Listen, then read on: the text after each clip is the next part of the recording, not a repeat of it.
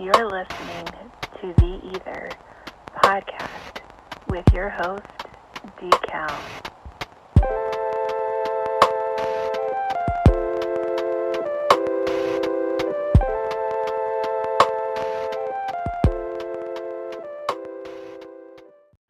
This is Dave in Auburn, California, and I'm listening to the E.I.T.H.R with KeKe. What up, ladies and gentlemen? It's your boy KeKe here, hosting the E.I.T.H.R podcast, episode number 124. Sitting here in the studio, GNS HQ, with Marissa. Say hi, Miss. What's up, everybody? Happy Friday. Yep, we're back for round two. So, elephant in the room, E.I.T.H.R. We talk about discussions and topics that usually are difficult for people to have within your circle.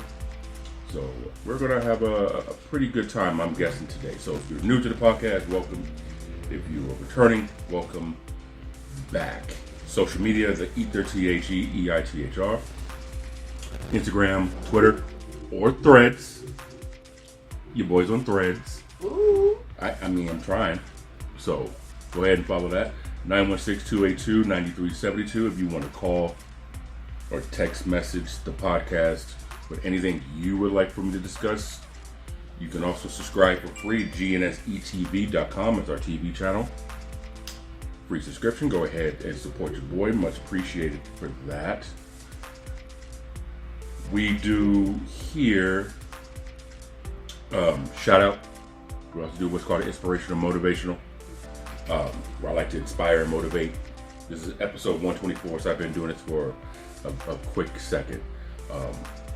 And hopefully it's making some changes for people. So for shout out, what I want to do is shout out two people. I want to give a shout out to my people's Maria. She's manager at the El Pollo Loco on Northgate. Ooh.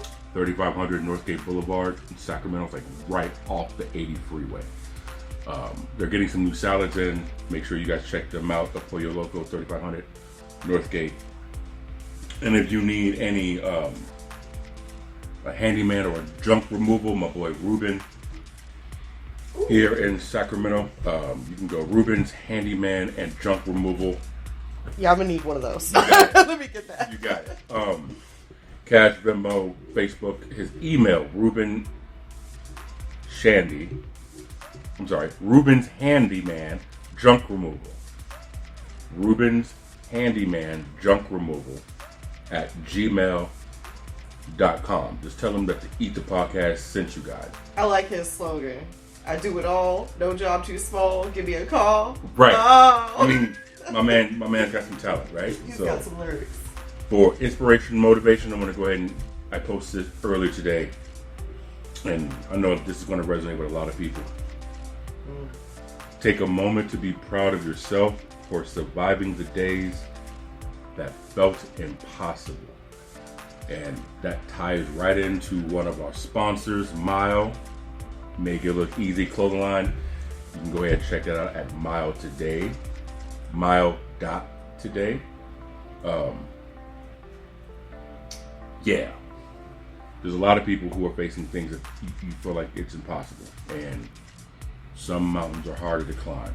Some elevations are higher than others. Even if you feel you're in the bottom pit of something, it seems as impossible for you to climb out of. But from personal experience, and Marissa can vouch, if you have a supporting cast of people who got love for you, people who got your back, again, surround yourself with people who have a common future versus a common past. That's real talk, man. I mean, listen, people who got a common future, that's where you go. If you hang with people who got a common past, that's where you'll stay. I mean, that's kind of okay. I'm sorry. I agree with that, but the other side is sometimes is that relatable, but that can't be you know what I'm saying? The sharp people will be able to differentiate Right. the You know what difference. I'm saying. The sharp people will be able to figure out when should they apply that. Right. Everybody else is going to struggle. But the common future is the key goal. Period. That's the part. Period. That's the part. Period. Hands down. But if the people rather stay where they're comfortable, you can't reach the goal you're trying to reach. No. Because it's that discomfort. You have to be comfortable with being uncomfortable. And that's the thing, is like at this point, there's always room for all of us to grow, and that's what we should further Literally. strive for. Every day is a new fresh start, and a new beginning, and a blessing when you wake up and breathe. Right. Because there's look, man, people, you gotta make sure your environment, like any other plant, any other delicate flower, any other tree, you gotta make sure that the foundation has got the right soil and you're giving enough water, light, and nutrient for it to grow. Otherwise, you'll be bitter. Shout out to Victor. So, if y'all don't know, you don't know. That guy, You had to be there in 04 to understand what we're talking about in 2-3. So anyway, that's that. Tune into what we got going on after the shout out from the sponsors. Your boy Decaf from the E.I.T.H.R podcast. Give us about 15. Be right back.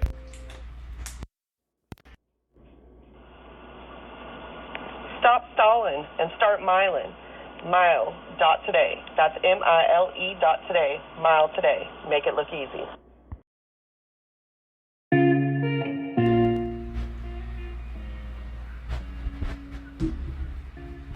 KeKe Palmer was wrong for what she did. What?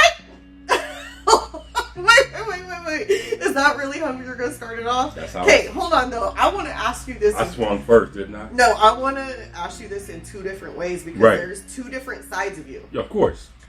So, as a man. Male, yes. As a man. Biological. As a man. Biologically born. Okay. Yes. No, like, not you as a father, brother, son, just as a man. Mm-hmm. As a man. And that's your woman. Right. I want to hear your side. Okay. So, I really want to know what goes on in my head. Sure. I can't speak on other guys. Absolutely. But go ahead.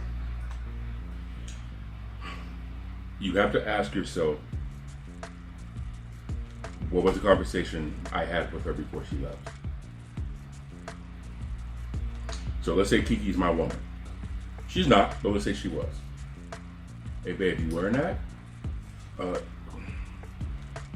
kind of don't feel comfortable with you wearing that. Is there any way you could probably put at least not see-through pants on? I mean, can you do that for me? If she says, I'm a grown-ass woman, that's the fuck I want to. All right, well then you got to deal with what happens when you get on. For as discomfort. Now, flip side of that coin. Now you said it was a two-part. You said it was another side. As a father, let's just say, if her, who shall not be named, you're correct, did some ish like that, and her man responded the way homeboy did, because I'm sorry, like, we all seen the other videos of him sitting there grabbing her ass and shit and doing all kinds of stuff on IG and saying stuff. So now all of a sudden the line's drawn. Nah, dude, you're intimidated by Usher, flat out. Okay. Herpes and all. Okay, here you go. That was not me who said that, y'all. My boy Jaime actually brought that up, because when it's him on his terms, it's cool. But when she's not with him, it ain't. Oh, okay, so he wasn't at the concert because I didn't, like, at all? He wasn't there. He was at home with kids. So you think that was the issue? That because she wore that without him, but if he was there, it'd be different? See, again, that's the... I mean, is that the conversation you're assuming happened? Yeah. He's not there. Okay, so fair enough. Okay, on that point, okay, and you know I'm all pro-woman. Yeah, right. You do what the fuck. Do not tell me what to wear, but... We have a family. We have a family. You're not single anymore. If you feel uncomfortable for my safety without you being there, okay, legitimate. I don't think that was him. Okay, I'm just saying, legitimate. Right, but that's a point, right? But if he's cool with her wearing it around him, like, all right, you know okay, what? But see, I won't look at it as bad, but right. everything else right now, I'm just like... Now, I'm going to say this, though. It's KeKe, man. She a classy lady. I don't give a fuck. Okay, but it's also one of those things from a male perspective. You go out, let's say you go out with your girls, right? Hypothetically speaking, we're not... Right. You guys want to go to the bar and club. Oh, that's a dangerous situation. Okay. I 100%. So no, and I see. That's what I'm saying. I see that. So point you of take view. those events. There's people outside waiting on celebrities. Right. True. Right. I get you. But you assume she had security with her, dude. Well, so did Victor Wembanyama, and Britney Spears still got her ass slapped with that. Okay. So what's your point? You right. Oops. Bumbalaya. She did it again. Britney did it again. Right. So security said, but I'm Britney. He said, bitch. He said, about a big... No. It's Britney. Okay. Security said, bitch. So literally. Again, man, you gotta... Do you look at KeKe Palmer different now? I do. Are you serious? I do. But here's the problem. What about this? That's the problem. Well, if dude is controlling, that changes everything. Right. And that's the concern. Anytime, and I'm sorry, but there's very subtle things and manipulating ways. Right. Controlling people, especially, I mean, like men. Yes. Sorry. So let's go there. And the breakdown of like domestic violence relationships, let's flat out start in small ways. He told me not to wear that. You know what I'm saying? He didn't like it when, this or that. I mean, and the thing is safety is a legitimate concern in this day and age, but is it being weaponized against you to control you and keep you in places that I feel comfortable just because? The answer is yes, it is. Yep. But the deeper answer is case by case. And that is very true because there is, like, don't get me wrong, there are. There's girls I know. Yeah, I know. You know what I'm saying? Girls up. That it's like, okay, you should not. You know damn well you should not. You need to be supervised. You know damn well you need to be supervised. So, I mean. And that's the tricky part because we don't know what goes on in a household. We just know what we see on camera. So that's why I try to look at everything from a neutral, non-biased perspective. Yeah. Because let's just say KeKe Palmer is feeling good about herself. She just had a kid. And that's the thing. She probably is. And you go, girl. She looks so fucking good. Right. And she wants to be able to say... I get it. I get that right now. I'm feeling myself. I get that. 100%. I understand. It makes sense. And dude has an inferiority complex where he wants to make sure he's the only dude. Right? And yes, she probably grew up on Usher. And someone said, like, in the TLC bio or picture or movie or whatever, she played Chili. I think so, yeah. Usher dated Chili. The song Confessions was about him cheating on Chili. So you have that connection. Yeah. She played the woman I dated. So mathematically, you're like, it's just piling up against oh boy. I mean, the stars aligned against him on that moment. Yeah. You feel me? Because there's so many. There's too many factors to be like a coincidence, but it is a big ass. So coincidence. you think KeKe Palmer and Usher are soulmates? No. I think I think what she did was she was having one of the people she grew up on, that probably even idolized, admired, your R&B crush. Right. Got me on stage, and he's serenading to me. Oh my God. Whew. It's slippery up here, Daddy. Fangirling. It's slippery up here, Daddy. It's slippery. Well, don't get nothing on you, but I hope you do. I'm done. You stupid. So, and he's eating it up because it's a performance. He's entertaining, right? Right. I remember when me and Laura went to go see, back in 07, 08, Keith Sweat. Okay, so hold on a second. I'm going to see Genuine on Tuesday. with my sis at the state fair. First of all, so let's hold that story. Go ahead and finish yours with Keith Sweat. He ain't moving like he did in 98. Oh, that's what we're going to see. We got up close to see. Never mind. That motherfucker jumped and fell back. Yes. Ever since then, okay. Stop. We had this conversation literally, like today. I said, if he tried, because we're front row, I said, if he tries to pull me up, I'm not going, girl. I said, I'm not going to be grinded on by Genuine. First of all, I'm not doing it. His back, it will give out if he bends down. Trying to lift anything's going to pull him forward. Okay, security's not grabbing us. Them legs ain't working. She said, though, she'll do it. And I said, I'm done. I said, she's like, you going to film it? I said, damn right I am. If you get up on stage, he'll do it. But if you want him to help you, it's a problem. Sure, I said that, what if I fall off stage too? And I was like, girl, we suing and all this. But that's what we're going to see. But anyway. Unless your ticket has an NDA on it. Yeah. So Keith Sweat. He pulled someone from the crowd up on stage, just like what Usher probably did, right? I've seen Keith Sweat before. And you can tell that woman was fangirl. Of course. Keith Sweat pulled me up in front of, and I don't remember how he said it or what he said, but all I know is she did one of these, wiggled her fingers, and bent over and touched her toes. Oh my God, I'm done. Keep in mind, she was with her dude in the crowd. Snap. So, Keith got behind it and was doing the whole singing and the right? See, that's what I don't want. But we looked at each other like, and Laura said, her man is here. Right. Now, she loved Keith Sweat. Like, he is her.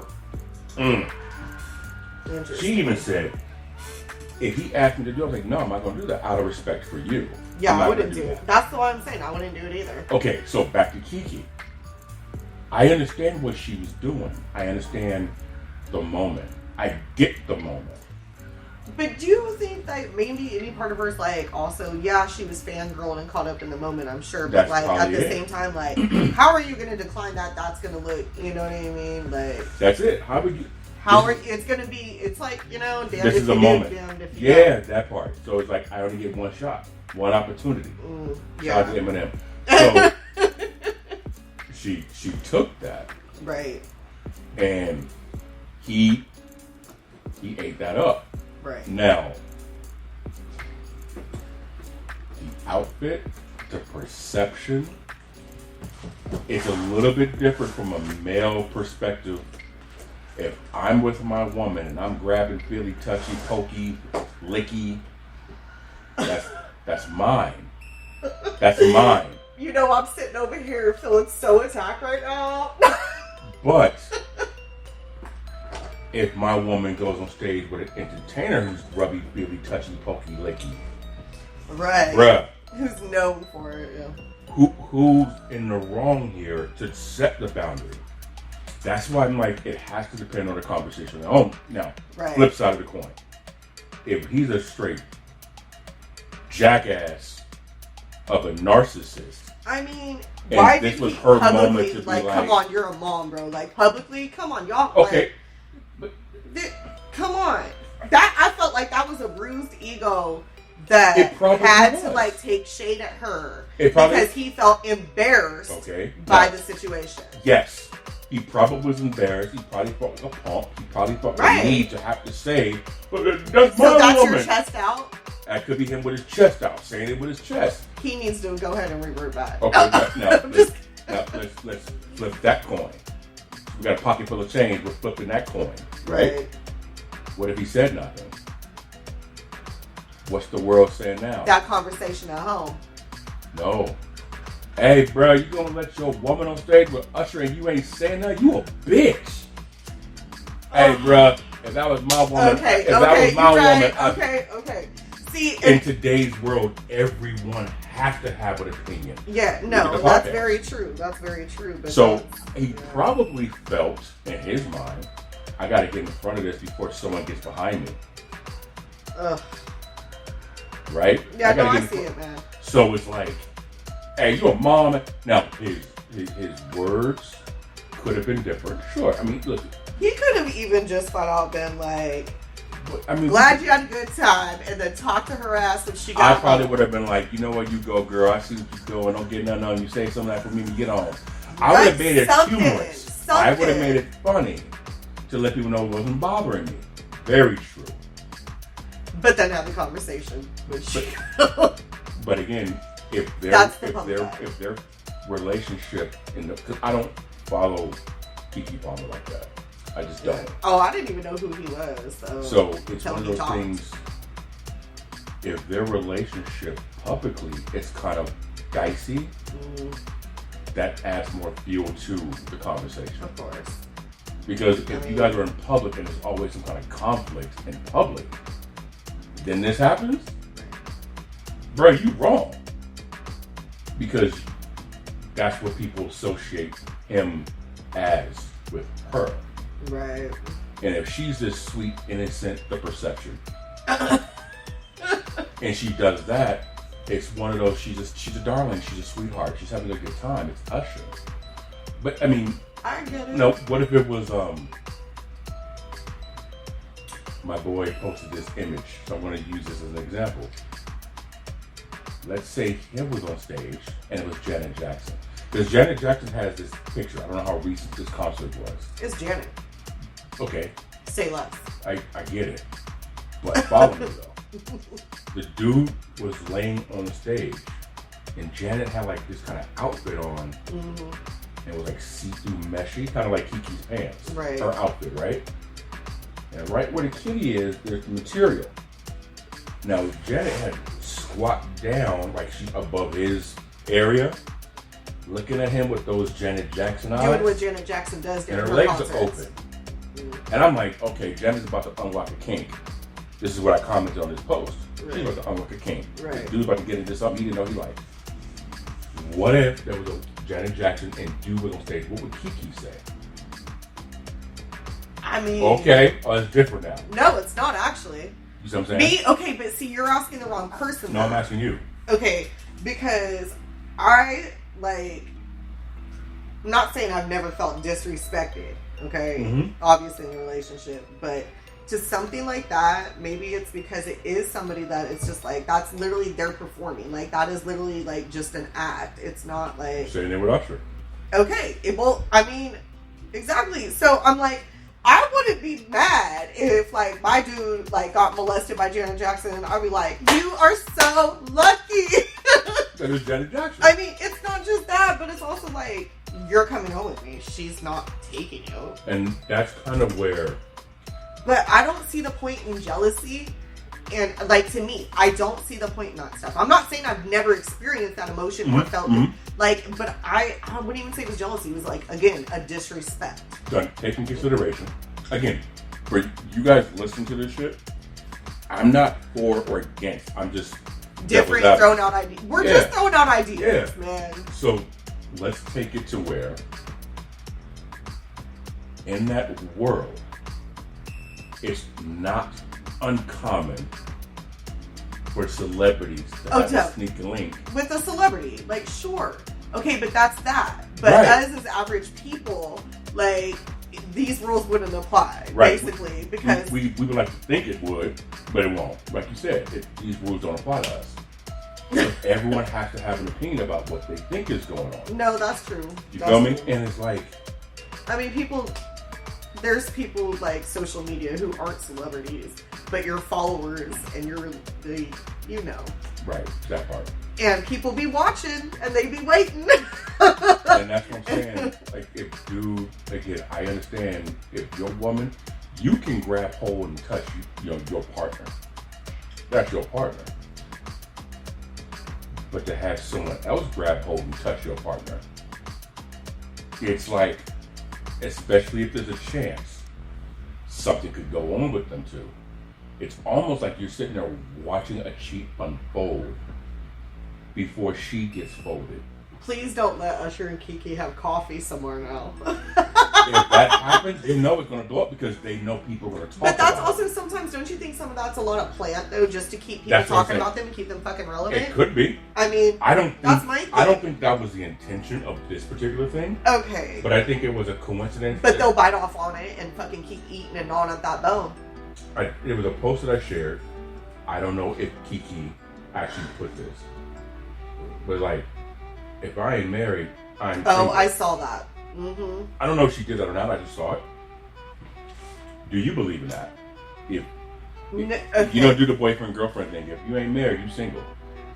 No. So, from a woman's perspective, if you ain't married, are you single? No. Okay. Because I mean, go ahead. A committed relationship's a committed relationship. Mm-hmm. Period. I mean, that's that. There's nothing else really to say about that. What's more commitment than marriage? Huh? Okay, well, so here's in society's eyes. Okay, here's the thing: is there's benefits to being married, sure, like legal reasons. There is tax write-off. You know what I'm saying? Like even like if your loved one gets sick, whatever. There's a lot of different things. Insurance purposes. You know what I'm saying? Sure. But at the end of the day, that is a piece of paper. So the actual foundation and the commitment is always going to be greater than any title or piece of paper. It should be. I mean, it should be. It should be. It should be. We know it's not always. That's why things are the way they are. But so, what's the point of marriage if it's just a piece of paper?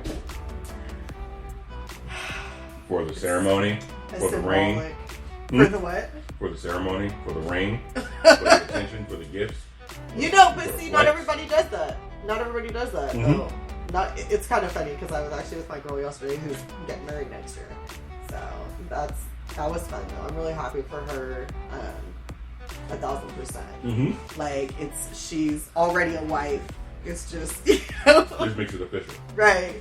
See, and the thing is sometimes it is about the celebration of the unity. Okay, I get you. You know what I'm saying? It's like cultural and belief and religion and all that fun stuff to some people. I mean, yes, no, it is for sure. But also though, like just like I said, I know people who have done things on a scale of like exactly only like your closest friends and family or whatever, or a few people, whatever it may be. And you do something after, and that's like, that's cool as fuck. But I mean, you could also do that for your birthday. No, I'm just like, thank you. Okay, but at the same time, you were so damn scored. I hate that for you. Because I do. Oh, I'm sorry. I hate that for you. Damn it. How did you become more jaded than me? I'm serious. Well, it started back in 2005. Oh.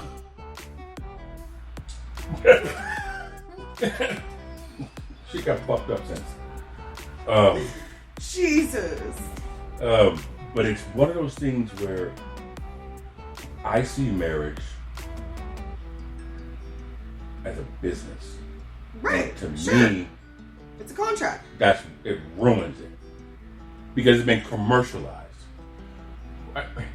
Who the hell is this legal system to tell me and my partner is official? Bitch, we say we're official. No, exactly. Now, for sure. Marriage is an expensive boyfriend-girlfriend relationship. Divorce is the most expensive boyfriend-girlfriend breakup. Because in marriage, everything is 50-50. Okay? Why ain't the bills 50-50 in divorce? So... Yeah, go ahead and look at your watch. I know. Diamonds. Yeah, of course. Yeah, of course. So, of course. Here's the thing. Yeah. Is... Fellas, notice she ain't answering the question? No. You're right. Okay. Real talk. Ladies, did you hear how easy she said I was right? No, because real talk, at the end of the day, it is supposed to be 50-50 all the way fucking through. Right. Period. Unless you have some prior agreement to some, like, again, prenups, and that's another touchy subject. Okay? Oh my God. Anyways. So, she's really FBF. What's FBF? Flashback Friday, little girl. I'm done. So, anyways, breakups can be fucking expensive and tragic because it's not 50-50. Okay? So, let me tell you.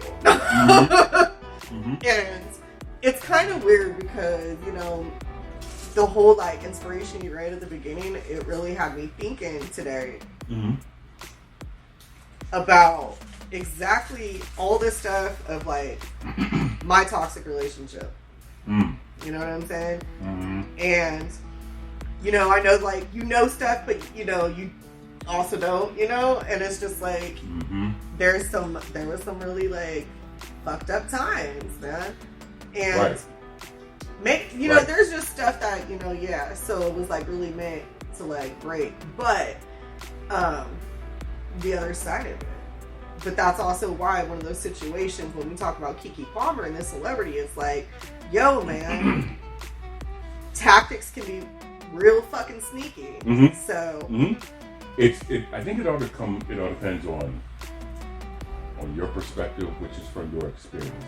Right, and that's true too. And if you never experienced the other side, you're not going to get the other side. Right. No, and I do also understand, like I said, the legitimate reasoning. Like, for real. Like, to be honest, okay, I just bought some things off.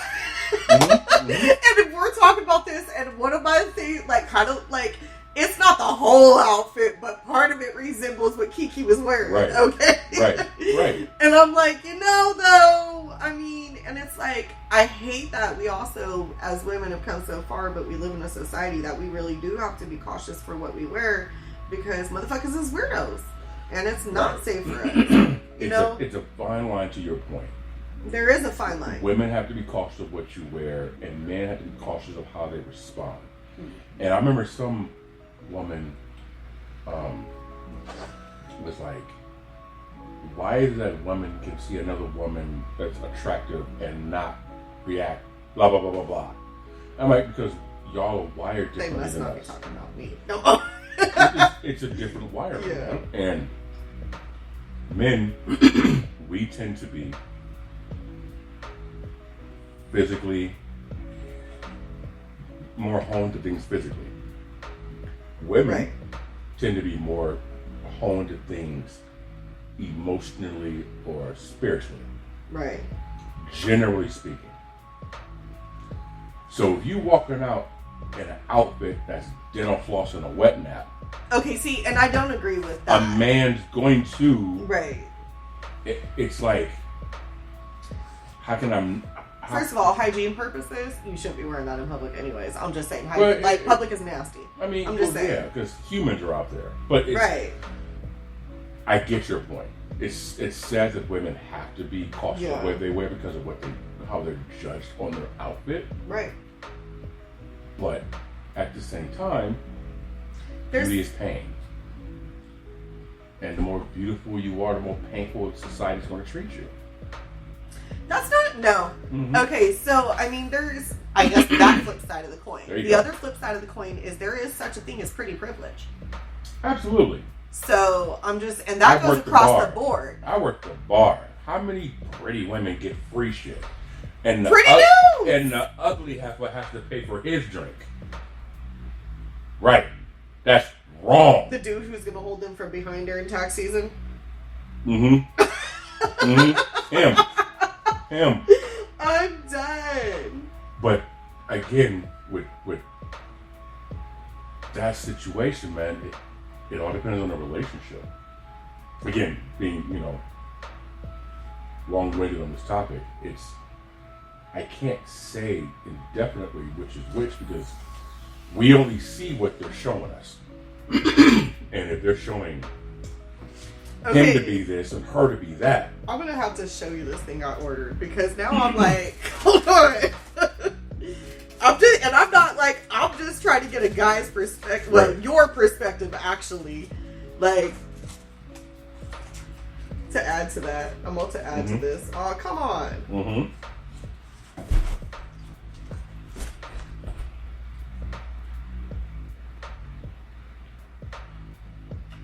Is that what you had on? What? Is that what she had on? No, that's what you're getting? I already got it. Okay. I'm like, I'm going to the beach though. That's appropriate attire for the beach, right? Watch. Let me see. Right? I want you guys can see this shit. Or not the top, just the skirt. Just the skirt. Right. Are those shorts part of it or no? Yeah, yes. They're shorts. That's fine. Because I'm going because of the beach. That's appropriate in public.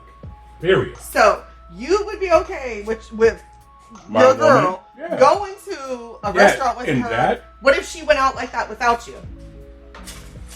You see the shorts? That's a little bit different than like a thong G-string bikini bottom. Okay, I'm gonna need Or to commando. look back at her. If she went raw dog, commando, and that, there's your problem. If she went thong panties in that, that's a problem. The shorts, even if the skirt comes off, it's still shorts. It's one piece. I get that. Oh, okay. I get that part. Not I'm that just matters. saying, I'm just saying, the visual is different. Yeah, you get to see the shape and everything, but it's like shorts. Because look, man, I'm sorry, but I'm about to be 40, okay? And what's what? 10 minutes. 15 days. Okay? I'm feeling myself. I'm sorry. Like, so I'm like, Working on 40. and, you know, but it's not just that. Like, yo, I made it to 40. Like, you know, like, from, like, the appreciation and gratitude I feel, and you know, like, a little bit of some of, like, the health problems, like, and struggles I've had even in, like, recent years, you know what I'm saying? So, it's one of those, like, yo, yeah, I'm gonna motherfucking celebrate everything. Life don't start till you're 40. And you know what's so crazy? Life does not start till you're 40. Oh, God, my mom's always told me that. I didn't believe that shit Well, she doesn't necessarily believe that, but she goes, I believe your 40s are going to be your best. And I said, oh, I'm going to make them my fucking best. You know what I'm saying? Because you now have went through 3 different decades of experience that can tell you what you do and what you don't like. No, for sure. For sure. And you now have the sense to put it together to say, I do or do not tolerate. You know, but also, and this is like a few different things. One, facing demons was a huge part. And I did do that through, you know, my own self, like, inward, like, but also therapy, man. Like, straight up. I've been through a lot of motherfucking therapy. No shit in that shit. You know, and making certain adjustments, and it makes a difference. That's all I can say is all that shit makes it. What are you laughing at? This beat that I made. That's all. Oh, okay. It just makes a difference. So yeah, I mean, it do, but. And you do learn. You know, you learn what you like, what you don't like. You should learn. And that's the other thing but you're always growing. You know what I'm saying? You should always be growing. Yeah, man, that's the key. You should be. Because there's 18-year-old men and there's 40-year-old boys. Let me tell you, the last 5 years, I have done the most growth in my life than I have my entire life. Like, consistently. I'm not saying I haven't, like, you know. Right. Sometimes, you know, what's in your head fucks with you. You know what I'm saying? Fucks with your day, your vibes, whatever. I can vouch for that a little bit. Yeah. Kinda. I know. I mean, my brain. I know you're sarcastic as fuck, but do they know that? My brain has said plays some tricks things. on you. Yeah. It's played Halloween a couple of times a day. I'm just saying. Yeah. So, but it's just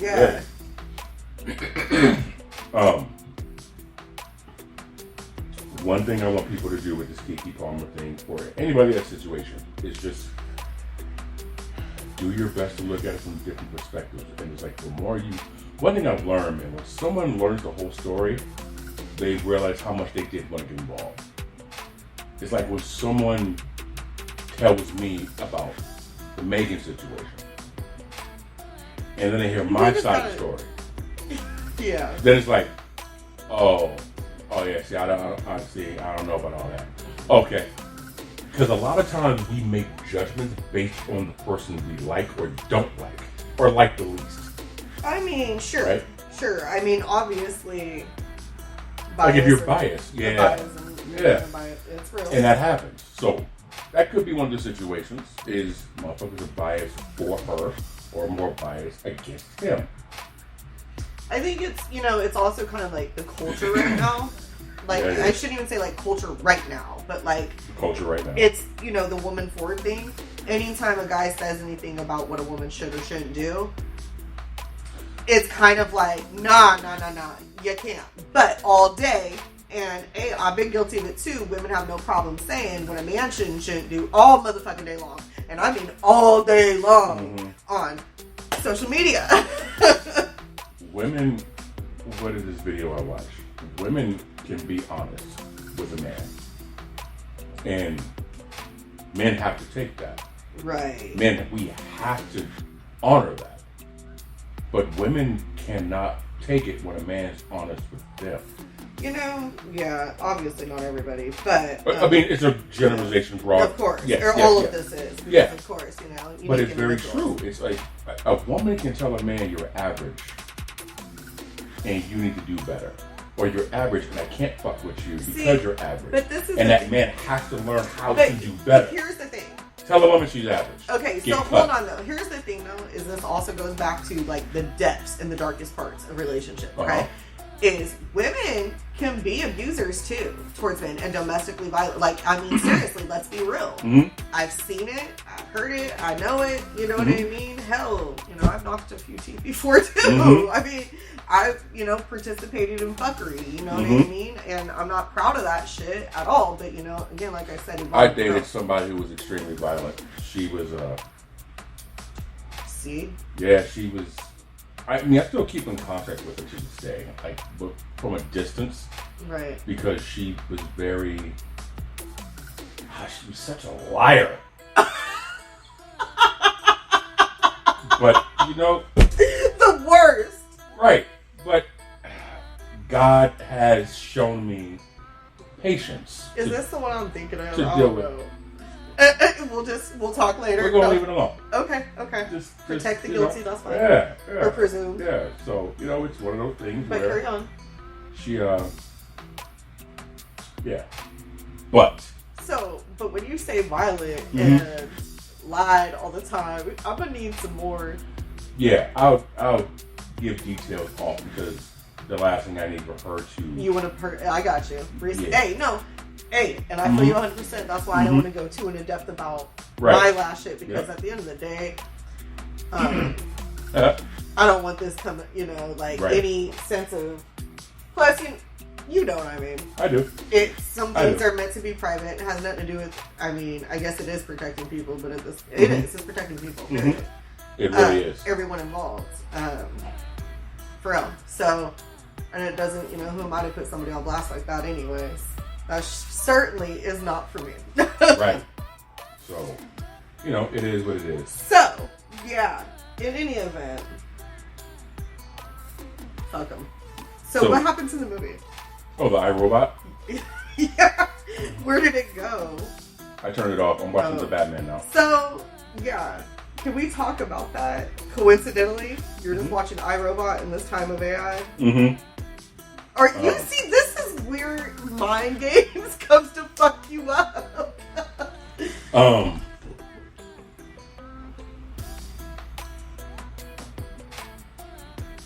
David, AI. a lot. You know, David, I'm sorry. Hold on a second. You've dated a lot. So I could see maybe why you dated me. But, okay. I'm weak as fuck. I'm done with you. Anyways, back to AI. AI, I think it's funny because this movie came out in 2004. And I try to tell people this, man. People rather be entertained than educated. And how ironic is everything turning into ideally that this movie talked about, like in recent time. We're not talking about a film from the 60s. We're talking about a show that came out like 20 years ago. When did it actually officially come out? iRobot? Yeah. 04, 05? Well, we're going to find out right now, sir. My handy duty little Google. I want to say 04. So, but yeah, that's where that comes into play. One of my problems with films is I will watch a movie. 2004. Boom. You knew your shit. I will watch a movie And I won't just watch it for entertainment purposes. I'll watch that motherfucker for the message. Mm-hmm. But that's my overanalyzing, overthinking brain doing that. So when they're talking about these NS5 robots, I had a feeling we were heading in that direction. It just didn't expect for us to get here this soon. But yeah, that's crazy. There was changing subject real quick. There was a video of Ice Cube on this podcast. Oh, I didn't even watch that. Don't mind if I do while you talk. Yeah, it was a I meant to. what podcast was he on? I see the person, but I can't think of the name. But they're talking about how the prison system and record labels are owned by the same people. Yeah, work together, owned by the same people. Mm-hmm. And of course, social media is going to have their opinion about Ice Cube and this, that, and the third, and how he is, how he He's is. been in Disney movies. Leave him alone. But I know what you mean. What people don't grasp is he's one of the founding fathers of how rap evolved in the 80s, right? Okay, cool. He's a very intelligent dude. He is. He's very, very, very intelligent. A very intelligent dude. But you already know, though, what it boils down to. Right. Because, and that's the thing, is no matter what Ice Cube does or Ice-T does, and even Snoop, you know what I'm saying? They're always gonna be those. Right. You already know. I'm not saying I feel that way, because you know damn well I don't feel that way. No, but that's how society is going to see them. Cube also brought up a point, because he's the owner, founder, chairman of the Big Three, right? That's his basketball league, right? He wants to do a partnership with the NBA, but the NBA won't do it. They call it a conflict of interest of some sort, right? So they're blackballing him out of doing a partnership with the. And if you look this up on Google, look this up on YouTube, you'll hear all the interviews he's having regarding. Oh this. yeah, that's what I was trying to look up, because you sent it to me. Mm-hmm. Ooh, Jesus. Sorry, I opened my Instagram. Oh, jeez. It's very frustrating, man, because they're clearly partnering up with. What are you showing me? Oh, sorry. Hold on. I opened my Instagram and it's just immediately. Oh, yeah. It knows you. I'm like, see? It knows you. It's a prime example of big bait, take little bait. And I feel, God, I need to find that interview. Well, you're looking it up. Yeah, right? yeah. Let me, but I'm trying to find which, conversation it was in. I wish I could remember the details of it, but let me go. Can we stop Elon Musk too, please? Oh, Elon? Oh, Elon's my guy. He keeps everything going. Bros. Can we stop? He keeps everything going. Okay, so it wasn't on this thread of ours. Let's see. What is it, man?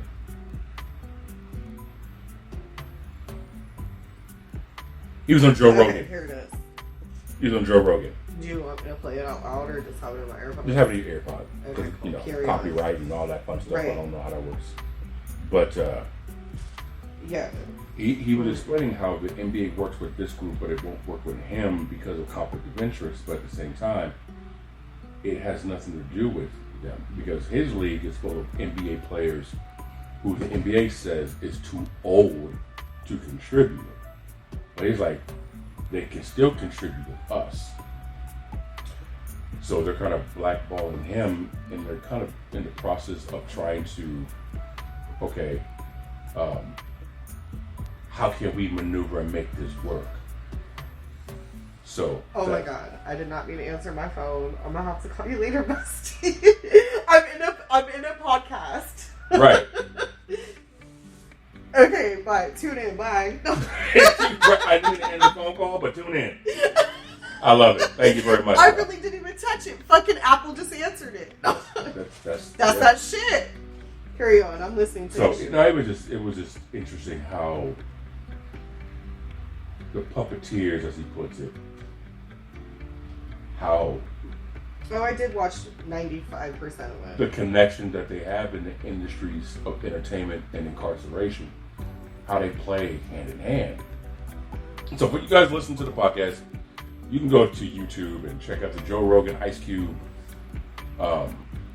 conversation, and it's interesting because it's stuff that we've been saying for decades, but for whatever reason people don't hear. And there was another video I watched where his brother was like in this congressional meeting or some type of meeting with some city officials, speaking on how when hip hop had purpose, had a message. A lot of the music labels are owned by lawyers. Okay, so I mean, on the Breakfast Club, they had this one record label owner. Look.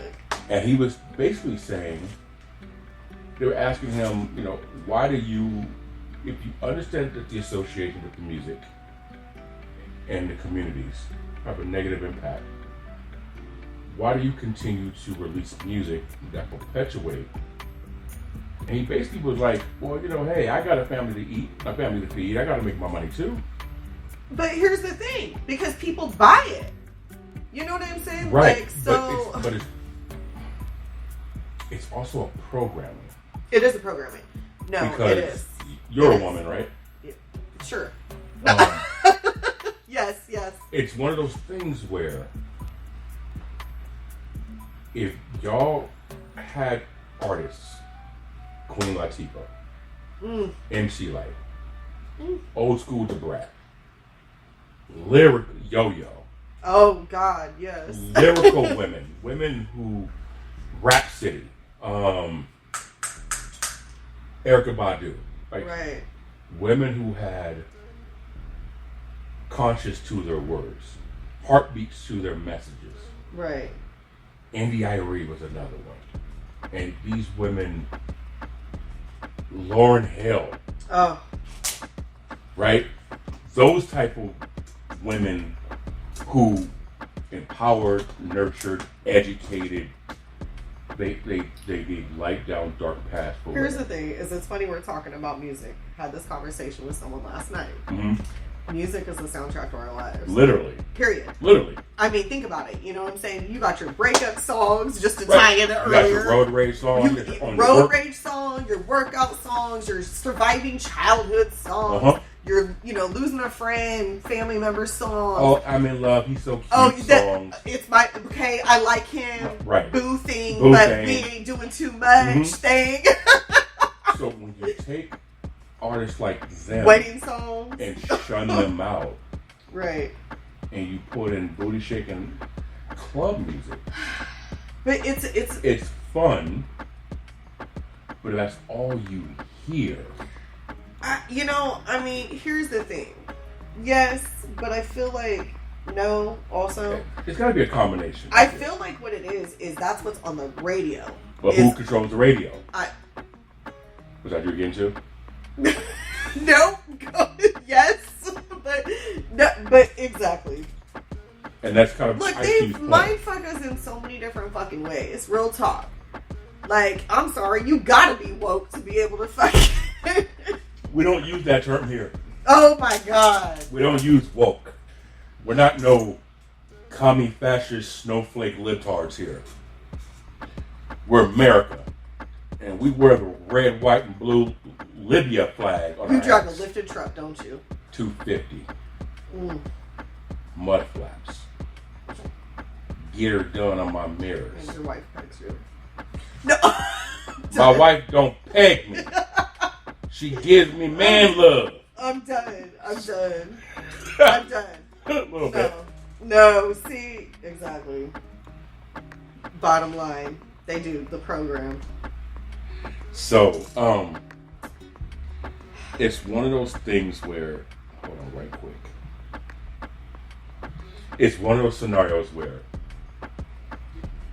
the people who are in control determine all of that shit.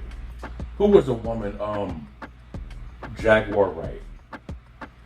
I didn't know this. A lot of the female rappers that are hot, the Cardi B's, the Nicki Minaj. You're about to go into the Illuminati, aren't you? they're all strippers. Right. Nicki Minaj. Yep. Mm-hmm. Which, to me, I don't care what your occupation was. Get your money, girl. Right? Right. But their rhymes are being written by pimp-like men. So you are basically taking the same rhymes that you said were derogatory towards women by male rappers and having them come from female rappers. And be called empowering. And called an empowerment. And I get you. Because, wait a minute. How the fuck does that make sense? Okay, but here... I get it. You know what I'm saying? Mm-hmm. I love me some Cardi B. No lie. You can keep that. I respect her, but you keep that. You keep all that. Okay. No. I love her. I'm sorry. That's I'm sorry. Cool. You look like my her. ratchet ass side. You look like her. Yeah, go ahead. Okay. No, I fucking don't. You go ahead. Keep all of that. Okay. But when I hear her music and I'm in there like, you know, right. Do I want to go out and do these things? Yes, you do. But you can't. Because you got a college graduate and a superhero at home. You can't. But if they weren't... I could do whatever. No, but I choose not to. Wrong. I choose not to. You can't do whatever. I could, but I choose not to. No, you can't. It's a choice. It's a choice. Okay. It's a choice. To your point. I mean, wait. Okay, hold on. Yeah, thank you. No, hold on. Thank you. Yeah, okay, so... Thank you. Hold on. Because... Here we go. It's not always a choice. Right. It's not always a choice. Fellas, if you're listening to the conversation, you just had a woman sit back and say, it's a choice. It's a choice. But it's not. Hold on. It's not always a choice. Hold on. And we're supposed to understand what the fuck... Okay. Let me break it down. Oh, I am please. blessed to and grateful to be in the situation I am currently. Right. Because to me, right now, that's a choice. Yes. Okay? Talk to me 10, 15 years ago. That's my point. That was very, it wasn't a choice. I mean, at least in my mind. You know what I'm saying? And I'm not saying, I've never been a stripper. I've never been a prostitute. And I'm not getting on sex work as long as you're not a minor. You know, that's whatever. Do you? Right. There's a reason why there's a need for it. You do sales. Right. You fulfilled that. All right, then. But in other terms or fashions that Cardi B even, you know, has rapped about, like certain stuff, it's just, yeah, there was things definitely, you know, being a single mom, born to a single mom, and a teen mom and stuff, you know what I mean? And like, yeah. I understand. Like I do. Said, 5 years ago is but it's one of those scenarios where we talked about what KeKe and her do. Right. If you like them, you agree. If you don't, you disagree. It's really that simple. Right. So when it comes to the music industry, if we were to bring back, again, when people sit back and say rap music is this, that, and the third, my response is music is this, that, and the third. It just, the execs pick what they want to play. Right. And when he was on, I want to say it was Joe Rogan, when Joe Rogan was like, these executives don't make the artists write the lyrics. Or no, he was on Larry King when he said this. And this was a while ago because Larry King had been passed on. Yeah, that was Larry King. So, Larry King says, I mean, Ice Cube said to him, in a nutshell, they don't make the artists write the lyrics. But what they do... They just give them inspiration. They tell the artist what's hot. Right. No. See, Marissa, we don't... Rapping about the benefits of a family and a loving daughter and a superhero for a child and right, you know, a mom who was banging in her 20s. Hi, Mom. We don't wrap up with. We don't do that here. What you want to do is hold on. You want to rap about hand step and you talking about my mama, and I really had to fucking talk to some people in Old Sac last weekend about my mama. Okay, my mama about to be 69. Look at her. Getting on you. It's still getting dude, we went to Crab Shack Joe's. Right. And the security guard that probably was somewhere around my age, you know what I'm saying? He was cute too, her type. Kept walking by, winking at her. He held the door open for her, was winking at her again, talking about you have a nice night, but giving her those eyes. I saw him looking at my mama's booty. Seriously, and really giving the stare down to the point when I'm walking, I'm like, thank you. Your mama never lost it because she's always had it. No, and it's so funny because my mom, I'm telling you, I feel like she started reversing age all of a sudden. I'm like, what are you doing? Did you drink Death Becomes Her or something? You know, like the fucking post in that movie? Right. But then we driving and, you know, we go up to this one street, you know, in Old Sac, and this dude starts like blowing her kisses and giving her heart shapes and all this shit. I gotta roll down my window and be like, bro, are you really for real with my mom? And he's like, I shut the fuck in. I'm like, go on, get it. I mean, hey, I don't mind. I would love my mom to have somebody on this side of the wall. Mm-hmm. Mm-hmm. Right. That's all I'm saying. That part. And we won't say what wall that is. No, we're not. We're gonna leave that alone. We're gonna leave that alone. But you know, best thing he did for her was release her. Right. From that imprisonment. Right. No, right. He freed that bird.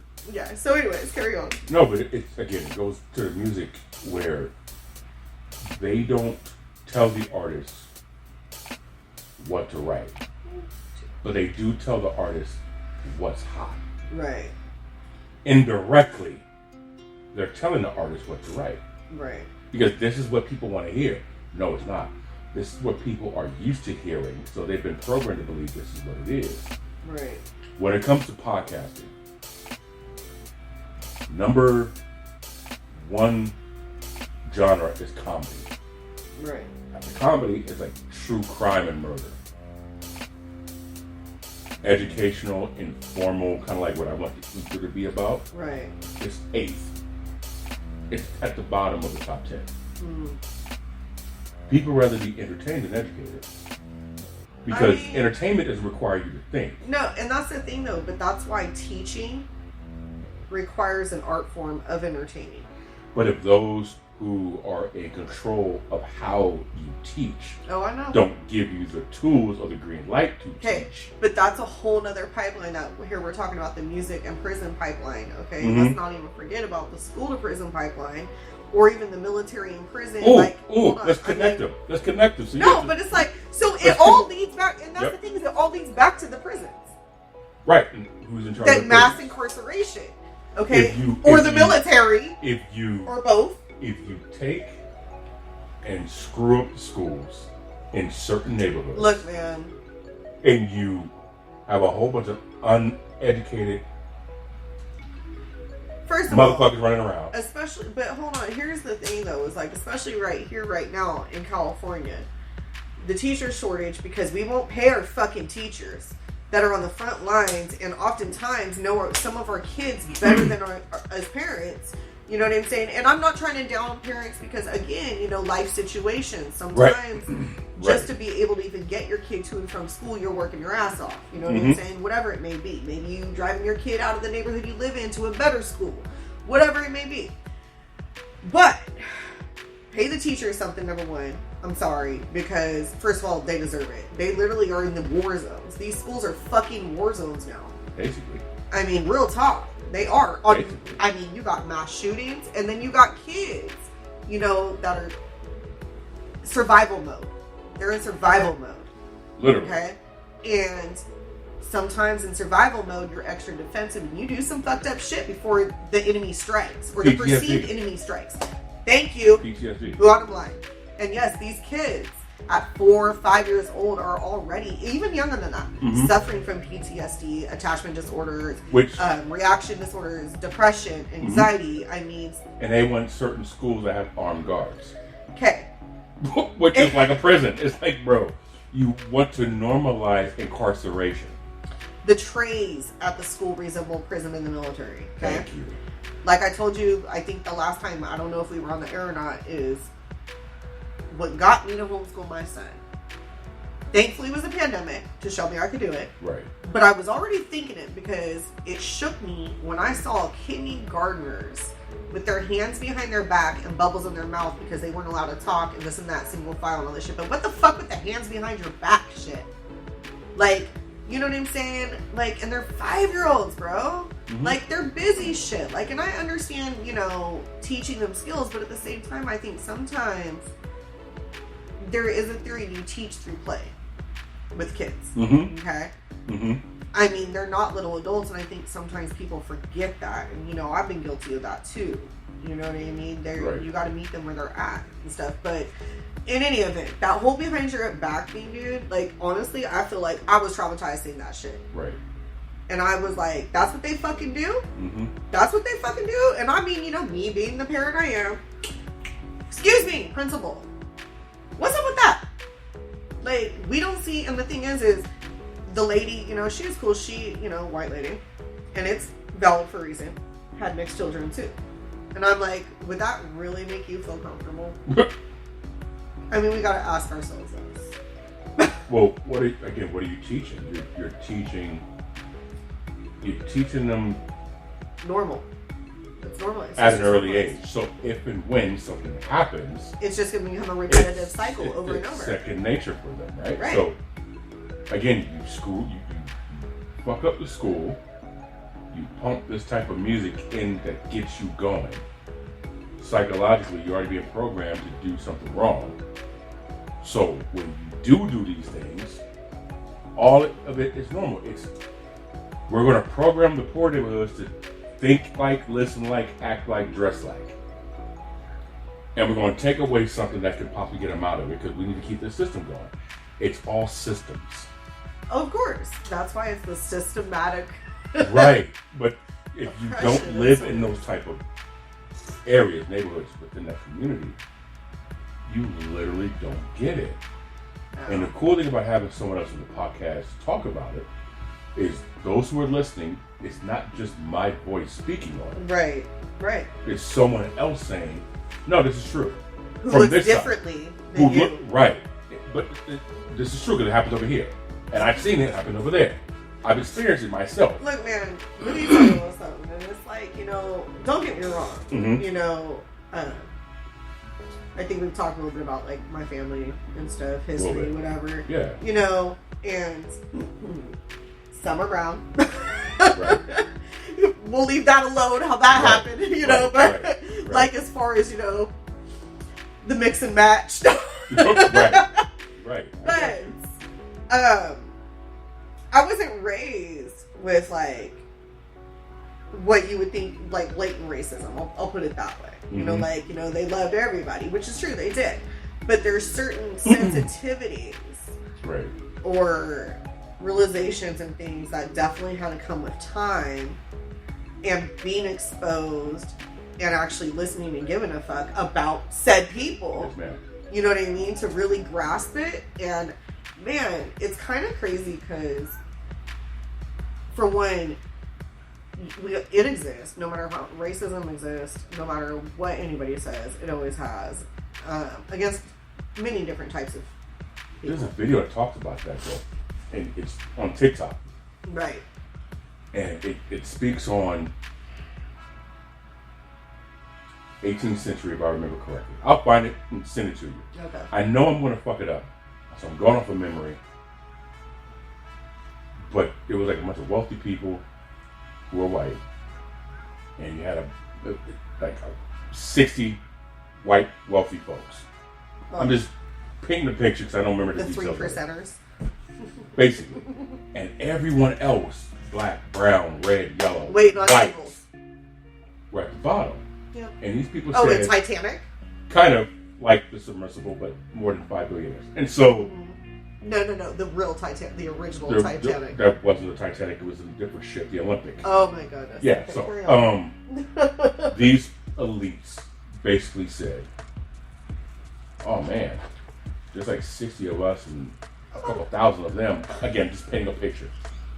We need to do something before these motherfuckers turn and come after us. Okay, hold on. I'm laughing because I just got my watch caught in my hair as you were...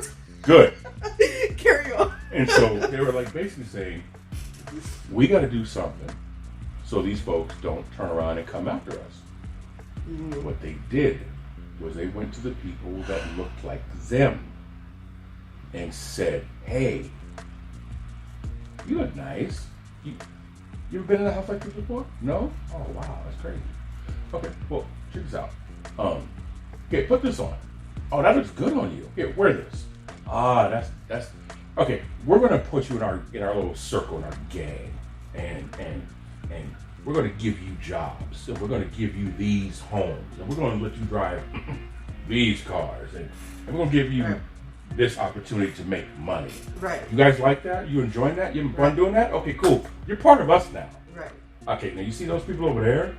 They're icky. They smell funny. They're Niner fans. They're over there. Don't let them over here. See, so my mind just went to Tom Brady again, but carry on. Right. Then those people were given a hatred towards those who they were once like because they were now separated. Right? You had the field niggas and you had the house niggas, right? But these are the white niggas. So that's where the term white came from. Because before, there were no white people. Right. There were none. But once they were accepted into this group, we're white. Right. Therefore, we're better than them. And because these newly acquired folks were part of something special and they were given something they never had, they kind of ran with the game. I gotta forward you that video because you do. Dude who talks about it, it's like, I think Jane Elliott was the one who also spoke about when the Holocaust was going on, how they can determine who was German and who wasn't. Was if they had blue eyes, they were German, they were safe, they were good. Right. If they had brown eyes, you die over there. Right. That was an idealistic thing that was created by Hitler. It's still an idealistic thing right. when you look at who gets the fucking Amber Alerts. Yes, that's me again with the Amber Alerts. I will say, what? You get at least 2 a year of you know damn well I share like and those are the 2 a year I see. I'm with you. I share anything that comes across anybody's missing kids. Of course, I don't give a fuck. Because it's somebody's baby. And look, man, and I get sometimes kids want to go missing.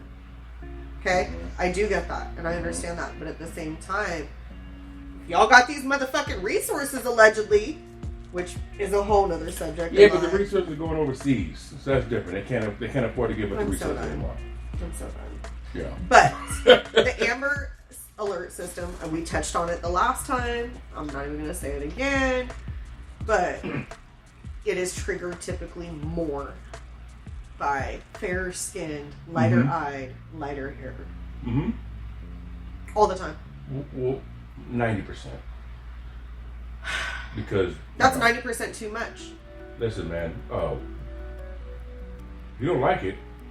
Do something about it. Leave. Right. Where am I supposed to go? I'm from here. Yo, so this is crazy. So you know how people always hate you with this is America. If you don't like it, go out, go somewhere else. Leave, right? I love those patriots. Also, majority of the people who say shit like that, they're patriots. They never serve. Right. And it's funny because not everybody who has served are patriots. Really, though. Right. They see shit for what it fucking is after being in it. They don't want to do it no more. Right. California is trying to implement an exit tax. I heard something about that. If you leave California, if this rules, I can't remember what it's like, AB 25 or something like that. If you exit California, they can tax you up to 10 years after you left for having vacated the state. So my thing is this. If a person moves from California to Nevada, California to Montana. Is that because, that's what's interesting, is there was the movement of a mass exodus from California. Right. And it was being denied. But is that really the case so much that now they want to tax people? Well, who knows? Probably. Or they just found a way to make some money for the fuck of it because they're like, we'll make this much. The answer is yes. Right. So when someone tells you they don't like it here, leave. It's like, bitch, if I leave, I'm getting taxed for going. On the money that they already taxed. that you're going to pay taxes on again. So it's so wild how the ignorant really believe they know what they're talking about. Right. Right? And so when it comes to what we were talking about earlier just now about the music industry, the school industry, and all that fun shit, listen, man, it takes a village, bro. Right. I'm putting this on the podcast. I said this earlier on an episode. It does take a village. Like, that's, hold on, before you say the full, okay, because you don't lose my thought, you won't, is the village is so critical in so many ways. Because honestly, it is. I'm seeing 40 not just because of what I've survived, but what my village has carried me through to survive. And that includes you. You know what I'm saying? Like, definitely, there's been some times, you know, you've come through for me like a motherfucker. And I'm very blessed for that village because, you know, maybe it's few, but damn, it's fucking strong. Man, it's the village that I had when I was at one of my rough spots. And I needed someone that came through. They came through with a blanket and a burrito. Okay. And I'll never forget that. You gotta tell the whole story though of how like they know enough. And so the fact that I was able to get warm and fed a cold burrito with no microwave, they thought about me. Okay, in hindsight, I was able to go heat it up. But I had food. Thank God. I had food. Thank God. I felt so bad about that. Oh, that was you? Oh. No, look at though. This is the thing. Okay? I'm listening. It was like, right. And that's one of those things of like, you know, I look at it like it's nothing because like I was struggling so hard at the time. Like I remember even like hustling to get the gas to be able to come. I had the food. Right. I had the food and the blanket. Right. But I needed the gas to be able to come see you. Yes. So, and bring this shit to you. Yes. And I just was like, and I remember you had been waiting on me like all day and shit. Yeah. And I was like, look, man, I got, you know, I'm coming. I swear I'm coming. I got to do my shit. And I came. But you came through. But I like grabbed the burrito and hurried up because I was like, oh, he been waiting all day. And you know, it was frozen, y'all. It's like, yeah. Thank you to what? Stop and Rob liquor store for letting you heat it up. Whatever. The fact of the matter is, my village looked out for me. Never forget that. Thank you for that. No, I appreciate you, man. Diamond won't let you forget it either. He was like, Mom. Right. I'm like, bro, come on. You know, listen, he didn't say shit about it had to be cooked. He just wanted food. I thought he was going to light a fire. Right. Because that was going to keep me inconspicuous. Right, that part. That's that part, too. Yeah, I get it. So, the point that I was going to make before you took me down memory lane. Sorry. Was we have to do this as a village. So, one of my podcast episodes I mentioned, I don't play the lottery. I don't want to play the lottery. Did you ever say that? But if I did play the lottery, okay, and I won, you wouldn't tell nobody. Nope, except for 20 people. 20. Why 20? That seems like a lot. Fuck everybody else. But that seems like a lot of people. Nope, because what I would do is go to these 20 individuals and ask questions like, if you could live anywhere in the world, where would you want to live? What kind of car would you want to have? What truck? Where would you want to live? Me? Mm-hmm. 1 of 3 places. Spain, Switzerland, or Greenland. Switzerland's like one of those tax countries. Yeah, they can't stand America. That's why I love it. Right. But and R.I.P. Tina, that's where her final resting. Yes. So I would ask you, where would you want to live anywhere in the world? Right. What kind of car or truck do you want? And people are like, oh man, I want to live. Where would you want to go? So that's funny you asked that. Because I asked this question to Alicia, and it's something about Georgia. She loves Georgia. Yeah. you can have those alligators I- and rednecks. listen, No, it's she always beautiful. I talks hear it's about very Georgia. beautiful, though. Yeah. So, it is beautiful in Georgia. Yeah. It's hot, yeah. but, she'll have lots of land. So I'm like, Right. okay. Georgia. Where would you go? It's so crazy because when you sit here and fantasize, right? Mm-hmm. Like, all these beautiful places, which I've never been to, Right. would come to mind. Right. But Pick one. the reality Mm-hmm. that I instantly am faced with Mm-hmm. is lots of different things. For Mhm. one, just because you win a lottery or get an angel grant, Mm-hmm. okay, Mm-hmm. money goes. Okay. You still Marissa, need. Answer the fucking question. Where do Okay, you want but to go? hold on. That's the thing, dude. Is I can't in You my can't. mind. Pick one. It's an I example. can't see ever leaving California. Yeah. Okay. Fine. Stay your ass here.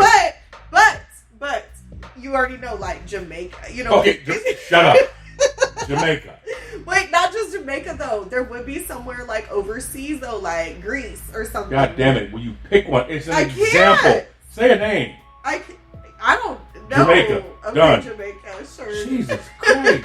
Hypothetical scenario. If I had to ask you where would you want to live? But See, what? The point is, it depends on the weather and the month And what the kind of medical and the care, benefit and and what the education. But my shoes. Jamaica. God damn Fuck it. shoes if you live in Jamaica. Fellas, where do you want to eat? Just the kind of answers you get. Where do you want to eat? Name something. Fuck. Okay, Jamaica. God damn.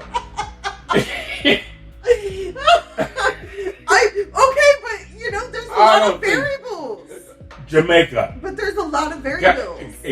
you're not packing and leaving this afternoon. Do you know why I choose Jamaica? It's tropical, and I can still. So, live in my there. example, if I were to win the lottery, This is the conversation. Jamaica, what I would do is ask what kind of car you want. If you live in Jamaica, you might need a Jeep. No. Okay. Ooh, So no, the idea was for me to I don't even like Jeeps. I don't know why I said that. That's weird. Carry on. go to Jamaica, buy a home, Right. buy a Jeep, Right. leave 10, 20, 50 grand, Right. fly you there. And leave your ass there. This is your home. Right. This is your car. This is your money. Right. Not that you asked me, but this is the last thing I'm going to provide for you. Right. I will go to the other 19 people. Same thing. Fly them too. Keys to your house. Keys to your car. Here's your spending money. 20 people. If you motherfuckers decide to kind of come together and create something to help other people, cool. But I'm going to get the 20 closest people that I know and create our own village. Even if we're in different countries, Skype, Zoom, FaceTime. All the time. It works. Right? And you can affect the but- neighborhood around you. Physical touch, there is something to be said about You physical have touch. 50 grand and a Jeep. Right. Go. Right. You want to see somebody that I flew out? See them. Right. Fly them out to see you. Whatever the Right. case may be. Right. There you go. That's my village. Right. And then we can teach the children everything that we weren't taught that we had to learn. So that way they know. And just say, now go out and be a better version of me. That's what I would do if I won a lottery. Though, like, don't get me wrong, and I know a lot of times I look at my kids, I'm like, oh my god, they're so much like me, this Mhm. and that, whatever. Mm-hmm. But they're their own people. Right. And I want them, to be better than me, Right. Right. but I want them To be to them. be true to themselves. Right. But Whatever that may be. right, know? but you instill you in them. So being them is a better you. Like go out and be a better me. Means That's a scary thought. It- No, I'm just kidding. you know what I'm saying? But they're gonna do what you Yeah. showed them. So their actions are gonna That show is you now. what kind of parent you were. For I them. mean, okay, to an extent, because I for surely messed up a lot with Diamond, and I think she was your first kid. Huh? She was your first kid. Yeah, I mean, and she's a mini you. So you didn't mess well, up. and I was 17 when I had her, and I don't mean that that's an excuse or nothing. Right. But at the same time, I fully understand 17-year-olds don't belong with children, but that doesn't mean I regret my daughter for anything. She's one of the best things that ever happened to me. Right. You know what I mean? Right. But a lot of my what up, Shiloh? A lot of my pitfalls, also, I think, and I hate it because it means that. I mean, she obviously turned pain into purpose, or or let it be her fuel, and I hate that because because of my doing. But I know some of my mess ups, I'm sure, fueled her I got to get the fuck out of here, and I got to do better and do this and do that. Yeah. And I'm proud of that. Right. I just wish it hadn't come with that trauma. My mom did. She made me do the same thing. Right. Listen, you did the best you could with what you had and what you knew. And that's true. At a 17-year-old single mom. That's true. Okay, cool. I mean, but there were times I knew better. And I didn't do better. Yeah, but look at the lessons you learned from that. Right. Because if you knew better and did better then, would she be as good as she was now? Probably not. Who knows? Most likely not. I mean, no, I think it was always in her because this is the thing is I think, honestly, she was, I mean, of course everybody says her kids were special, right. and are special and all that stuff. Right.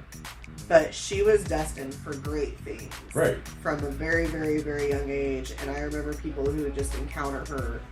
Of course, if they saw that good side and not the asshole side, because a kid that's smart also got a smart mouth. You know what I'm saying? So, which I fucking love, But she just, even when she was so young, not even 2, her vocabulary was so wide. Right. And don't get me wrong, I used to read a lot to my daughter, and I'm not giving myself this and that, but it's I was a young single mom going to school, and when that kid went to sleep and I got to study, man, I'd be reading her nursing books, psychology books. Right. Fuck. I got to study, so, Yeah, this is what we're doing, baby. We gonna do this together. Right. And it's, I feel terrible because, my son is a very different child, and that actually getting him sit with me and read is something that is just been more in the recent times. I couldn't do that with him, right? Even though again I was going to college. But in any event, she just people would say things all these different wonderful things about her. So I just think she was destined for greatness. I'm not saying no other people aren't or any of that stuff. I'm just speaking on my child. Of course. So. Yeah, she definitely was. But, there's many moments that could have pivoted the journey along the way. Right. And believe me, there was some times that I wasn't sure either one of us were going to survive shit. But we did, and she's doing great. So, there's that. Again, man, But takes a village. It does take a village. The reason I brought up the lottery story is because you want my opinion? People need to stop waiting for other people to make changes. True. And make the changes themselves. Right. Listen. The U.S. government's job is not to fix our problems. Their job is to regulate. That's it. So their job is to add quote unquote balance. Now, their balance isn't always equal, but it's a balance. If we want to make the change, we have to make the change. No, and that is true. There is a power in the people. The school thing we talked about earlier, right? Right. Okay. I learned this going through Rich Dad Poor Dad's little course. Not little course, but financial course. Wait, is that the Chris Gardner one you're talking about? No. Okay, Robert Kiyosaki. Okay. Property taxes is what contributes to street renovation, police department, right, fire department, schools, school supplies. It comes from property tax. Right. This is not the fault of anybody who lives there, because I'm sure they bust their ass to get there. That's why Folsom High School looks the way it does, and Grant looks the way it does. Right? Because of the property tax. Anyone who's ever been to Folsom, California, and you see Folsom High School, that shit looks like a fucking college. Roseville has a higher sales tax than, or no wait, they have a lower one. I lied. Carry on. No problem. Folsom High School reminds me, and I haven't seen this in 20 years, 90210? of Thousand Oaks. Yeah. The high school down there. Gotcha. It's stupid. Like, it looks like a junior college. It's very fancy. I drove by it recently. It's beautiful, right? Yeah. But look at the properties around it. Yes, they're high, but the taxes contribute. Their roads look like they've just been paved yesterday morning. Oh, I know. Their roads are so nice out there, dude. Right. Like, remember we used to go out there and dash, right? Yeah. Well, I just went to Red Hawk a couple of weekends ago. Okay. So, and we had gone through like Folsom a little bit, like, you know, going up through the 50, instead, taking the scenic route. Right. Grant High School, right there off of Rayleigh's. That shit, you almost want to run a red light because you don't want to get caught at a red light. Well, you really don't. I mean, but you got the Rainbow Market here, and the Metro PCS that might be open, but they don't want people coming in, so they act like they're not open. It's funny you bring this up because last night it was literally just on the news. They had a rally about stopping the violence, and it was in the 3 core neighborhood problems, as they say. Right. Okay? Del Paso Heights, Valley High, and Oak Park. So, but it's true. You go to these neighborhoods. Okay, here's a prime example. I know somebody that lives in DPH. You can't water your fucking grass every day, right? Okay? In the city limits, which is within the Sacramento city limits, which is where a lot of these problems are, not the county.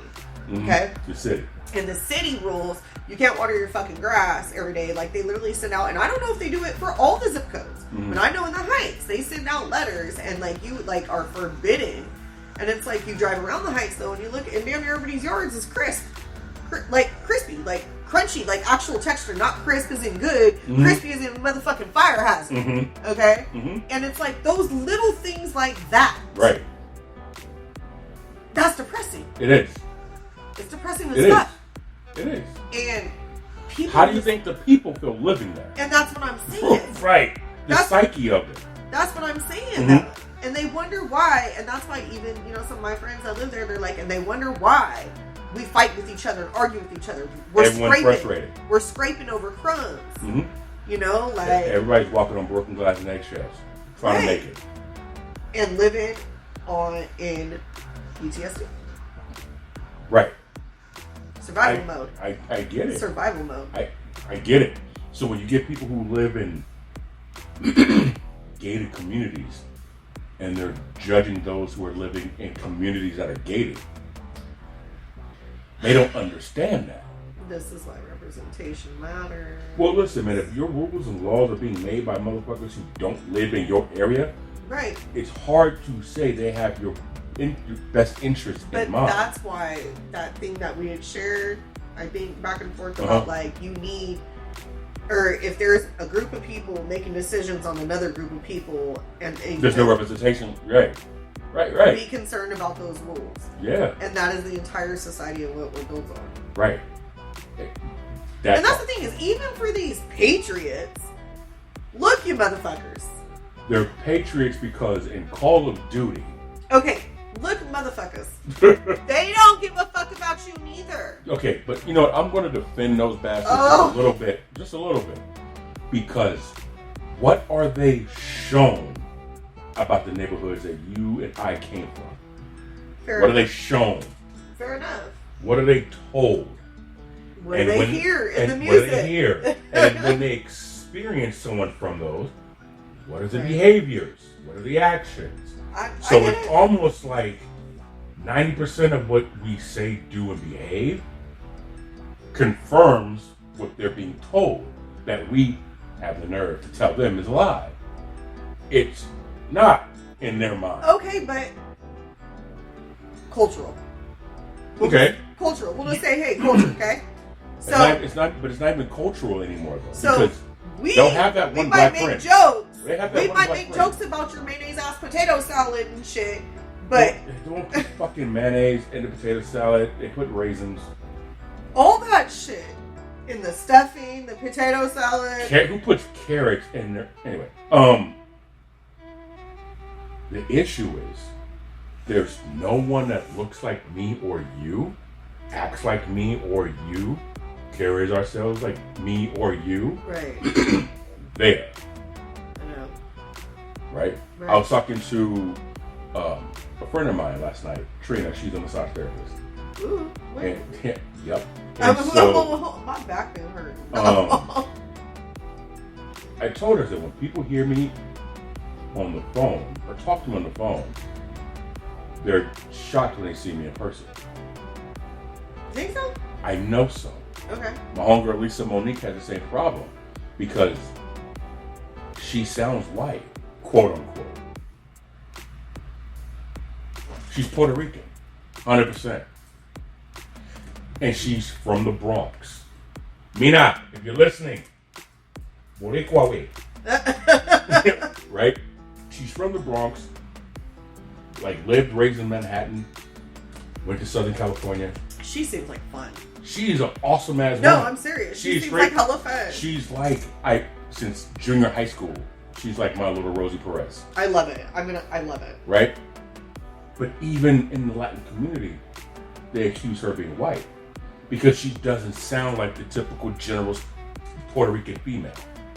Or she gets accused of becoming one if she gets angry. And she's like, no. Oh, okay, hold on. Before we get there, let's discuss this. So when people see me,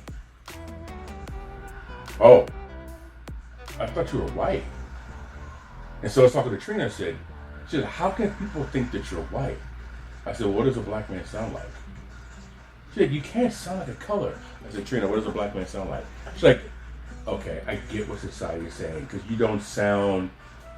I was like, yeah, like, yo, man, what, yo, hey, yeah, that's why people say I'm not from Oakland. Because I don't sound Oakland. I mean, look, people from Georgia sound like something. I'm just saying, but and so the stereotypes come into play, no, right? they do. So when you get your those corn-fed white boys sound like something, right? But when you get folks, that's why I'm defending these American patriots to a degree, because when they do come into contact with someone like myself, in their mind, and sometimes they verbalize it. You don't act like black. One of them. They don't even know how fucked up that sounds because they have no connection, no relation. They think they're giving you a big ass They really compliment. think they give you a compliment. You speak so well. Fuck is that? How? Is that what you think I'm supposed to sound like? Right. But to their defense, they've been Sheltered. Is that what you're isolated, gonna say? Segregated. separated, divided, kept away from. Segregated. And they're being told not to integrate with because of this. Segregated. You see what I'm saying? Yeah. So to a degree, a lot of them don't really know. Now, to add on to that, when this woke shit, which they're using the term wrong, but when this is forced down their throat, they resent it.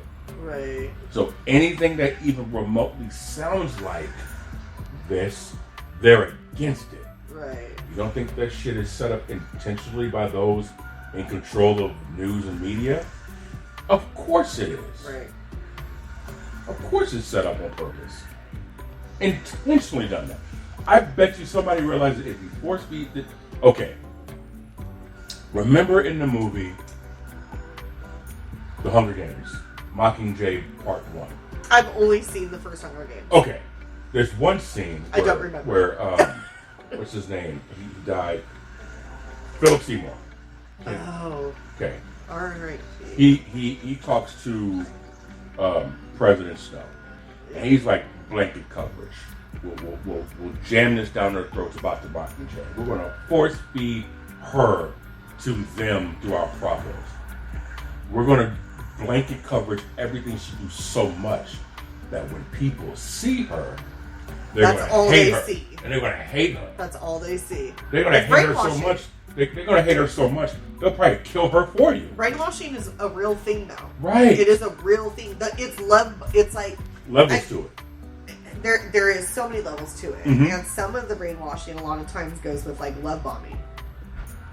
So again, when it comes down to some of the messages that create unity, they force feed it to create division. Mm-hmm. What's a rock group everybody gets annoyed with whenever they hear it? Nickelback. See? Nickelback or Nickelback. See? Yeah. But you know every single word. You remind me. When that song comes on, you know the words. Right? You know the words. Yeah. But you hate the group.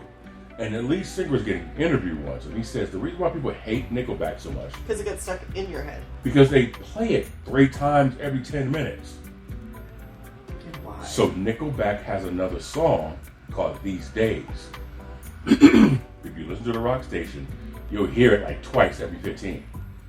It's like they're doing it again. Right. But it's such a good song, they oversaturate it. Same thing when it comes to inclusion and positive messages. That shit being force-fed so much on people's throats. People are sick and tired of it. They're getting exhausted by it. It's fatigue. By positivity. It's fatigue. Because it's positive to us, but it's like a Jehovah's Witness coming to their door. Okay. Every single fucking time. This is so you come funny. home from work. You say this? Did I send you that one meme about the Jehovah's Witnesses? No. Okay. Fun fact. You know I grew up a Jehovah's Witness. Right. So that's why it's even more funny. I'm going to show this to you before I forget. But it's... So, carry on. Keep it's talking. one of those scenarios where people get tired of it, man. And it's not just on their television. It's on their streaming. It's on their social media. It's on the radio. It's everywhere. I remember I got into a conversation with this dude from Texas. Never discovered this door on Mars. So, right. Right. Because everyone can associate Jehovah's Witnesses with doors and knocking on doors. They left something on my door today. It's so bad, though, that when me and him got into a conversation, he was like, look, I love President Trump. He said, this is back when I was doing Uber. Mm-hmm. He was like, I love President Trump, man.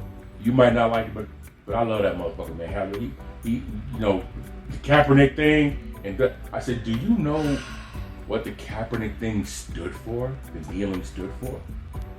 He said, it disrespect America. I said, it only disrespected America because someone told you it disrespected America. That man not only talked about police brutality on people of color in poor neighborhoods, but he also talked about the inequality treatment of women in the workplace and low wages on people at jobs. He spoke about social issues. Mm-hmm. Did you know that the kneeling was suggested by a veteran, Green Beret, white man? He was just so we know that. He said, I didn't know that. I showed him a picture of Nate Boyer. I think that was his name.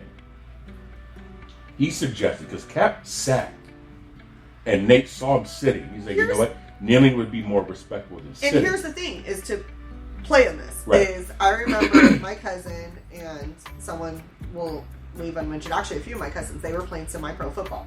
Right. Here locally in Sacramento. And Saber guys. Huh? The Saber guys? You know, I don't think it was them. I think it was the Panther. I need to look or ask. Maybe it was. I don't know. Okay. And my one cousin had switched teams a couple of times. He ended up playing for the Bears in Del Rio or Del Oro or whatever, up there. But anyways, I remember a player got hurt on the field. Mm-hmm. And the cheerleaders were, still kind of like cheerleading or whatever. And one of the coaches went up to them and said, if someone's down, we're not going to be cheering in any way, shape, or form on the sides. Take a knee. That's what you do. Someone's hurt. Someone's in distress. This is a moment. They actually had to get carted off by an ambulance. You know what I mean? And they took a knee. You know, all of them. And that's what everybody did. Right. What do all the players do when someone in the NFL, they take a knee? For prayer. What do you do when you propose Even if they to don't somebody? pray, they're just out there kneeling. You know what I'm saying? What do you do to propose to somebody? You take a knee. What's a method of submission? You get on your knees. Somebody once said that the problem with Cap was not what he was doing, but that he wasn't a good enough athlete to do it. You know what? I can get behind that, and here's why. As a Raider fan, he's a Niners quarterback. He sucks. As a football fan, that man was a great athlete. He was People a great didn't like athlete him. because he used his platform. He was a great athlete because he was athletic. He was a shitty Quarterback? activist because he played sports. Now he's a mediocre quarterback because he was using his platform. Well, right.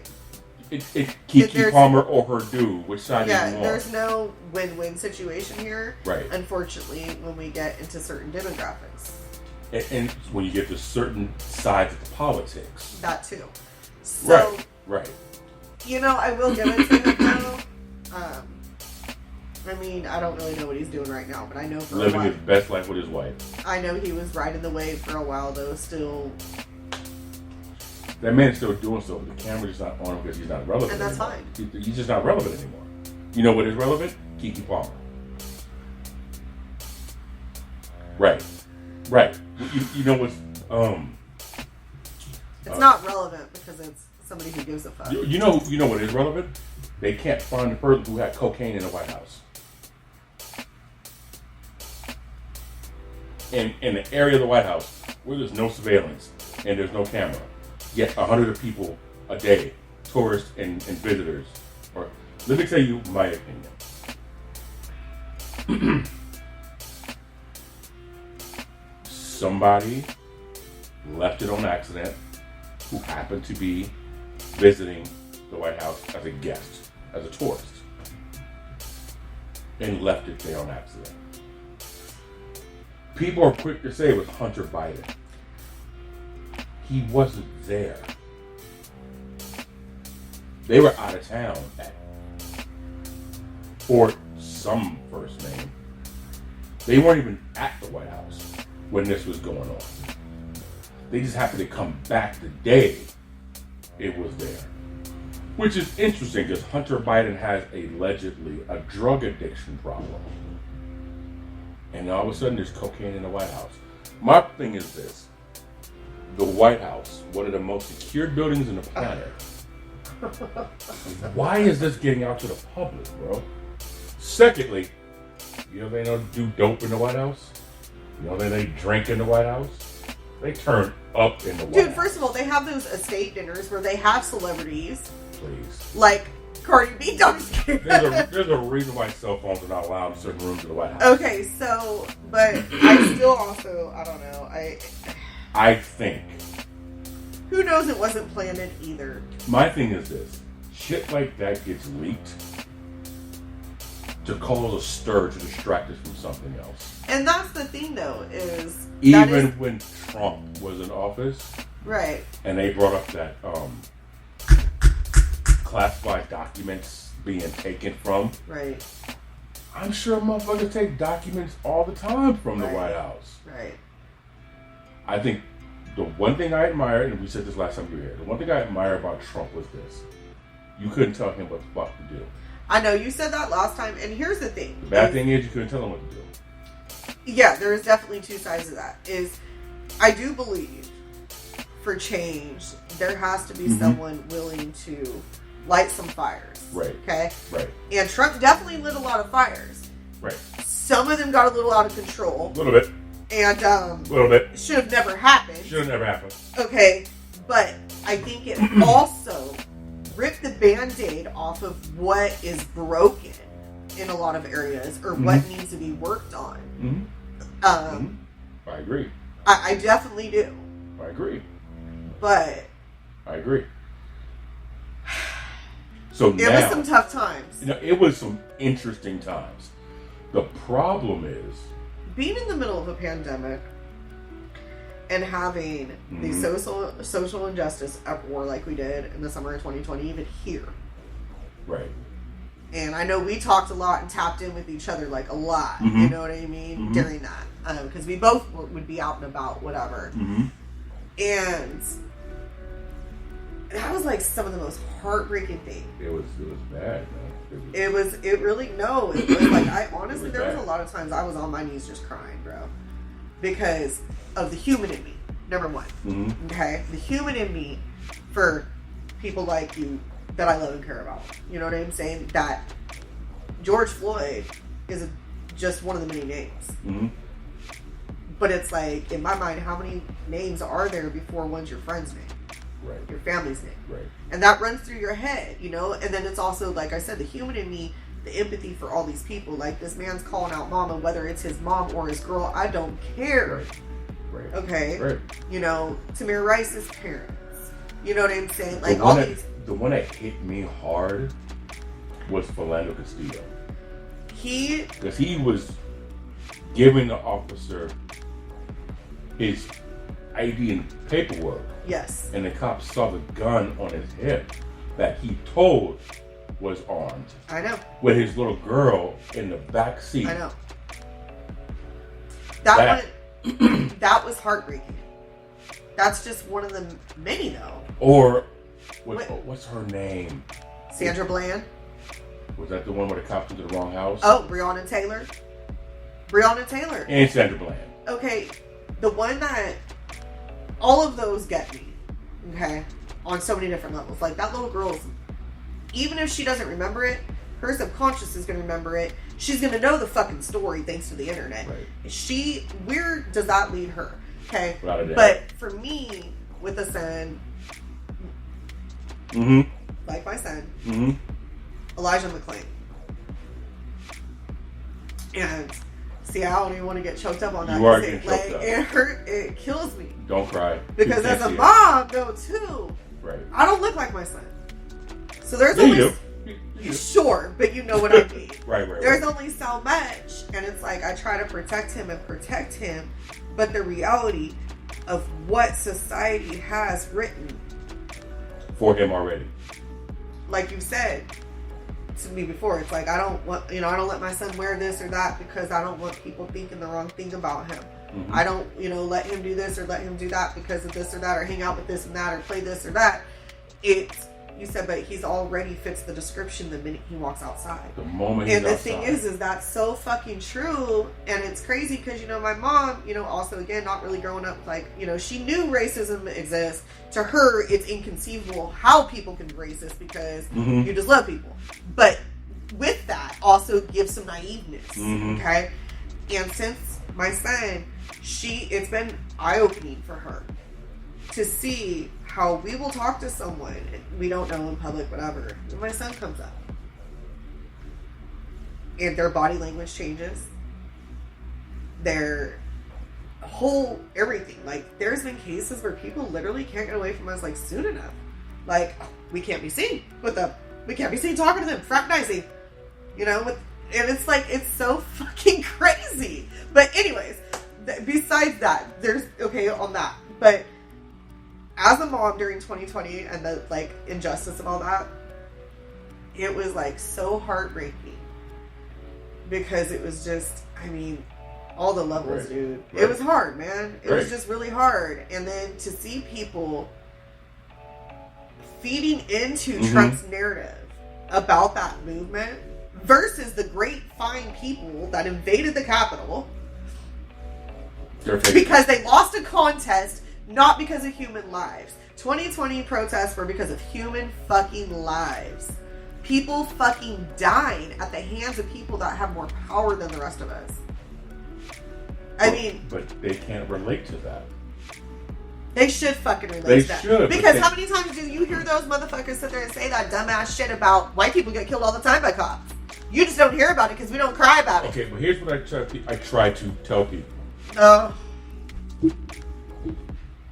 Those folks are a lost cause. Because right. if But they that's don't, different. if they don't give a fuck about their own people, what makes you think they're going to care about yours? Right. No, and that's true too. So I dared the conversation with them. It's Right.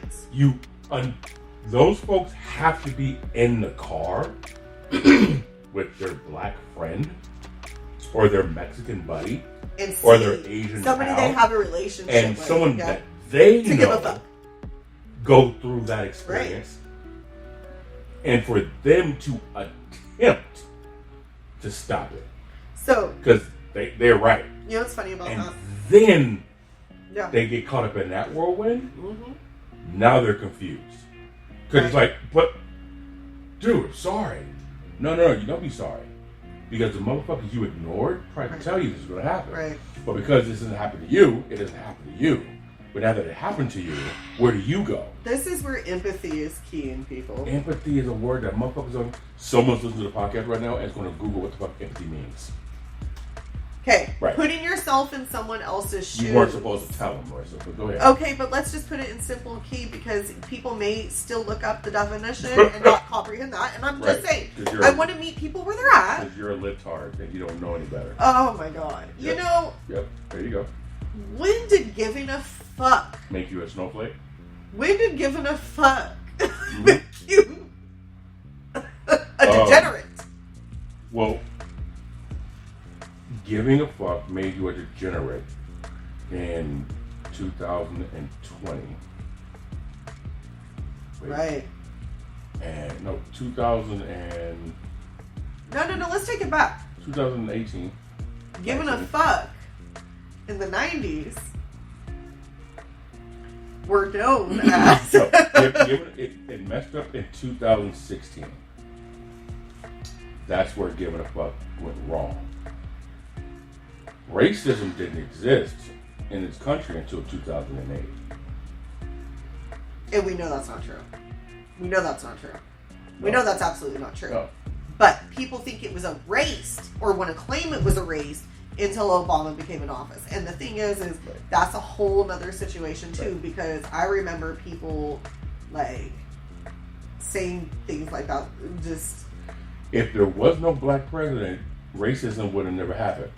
And people don't understand what that. Okay, say that out loud one more time. no, say it really slow. Right. Think about what you're saying slowly. Racism would not have existed if there never was a black president.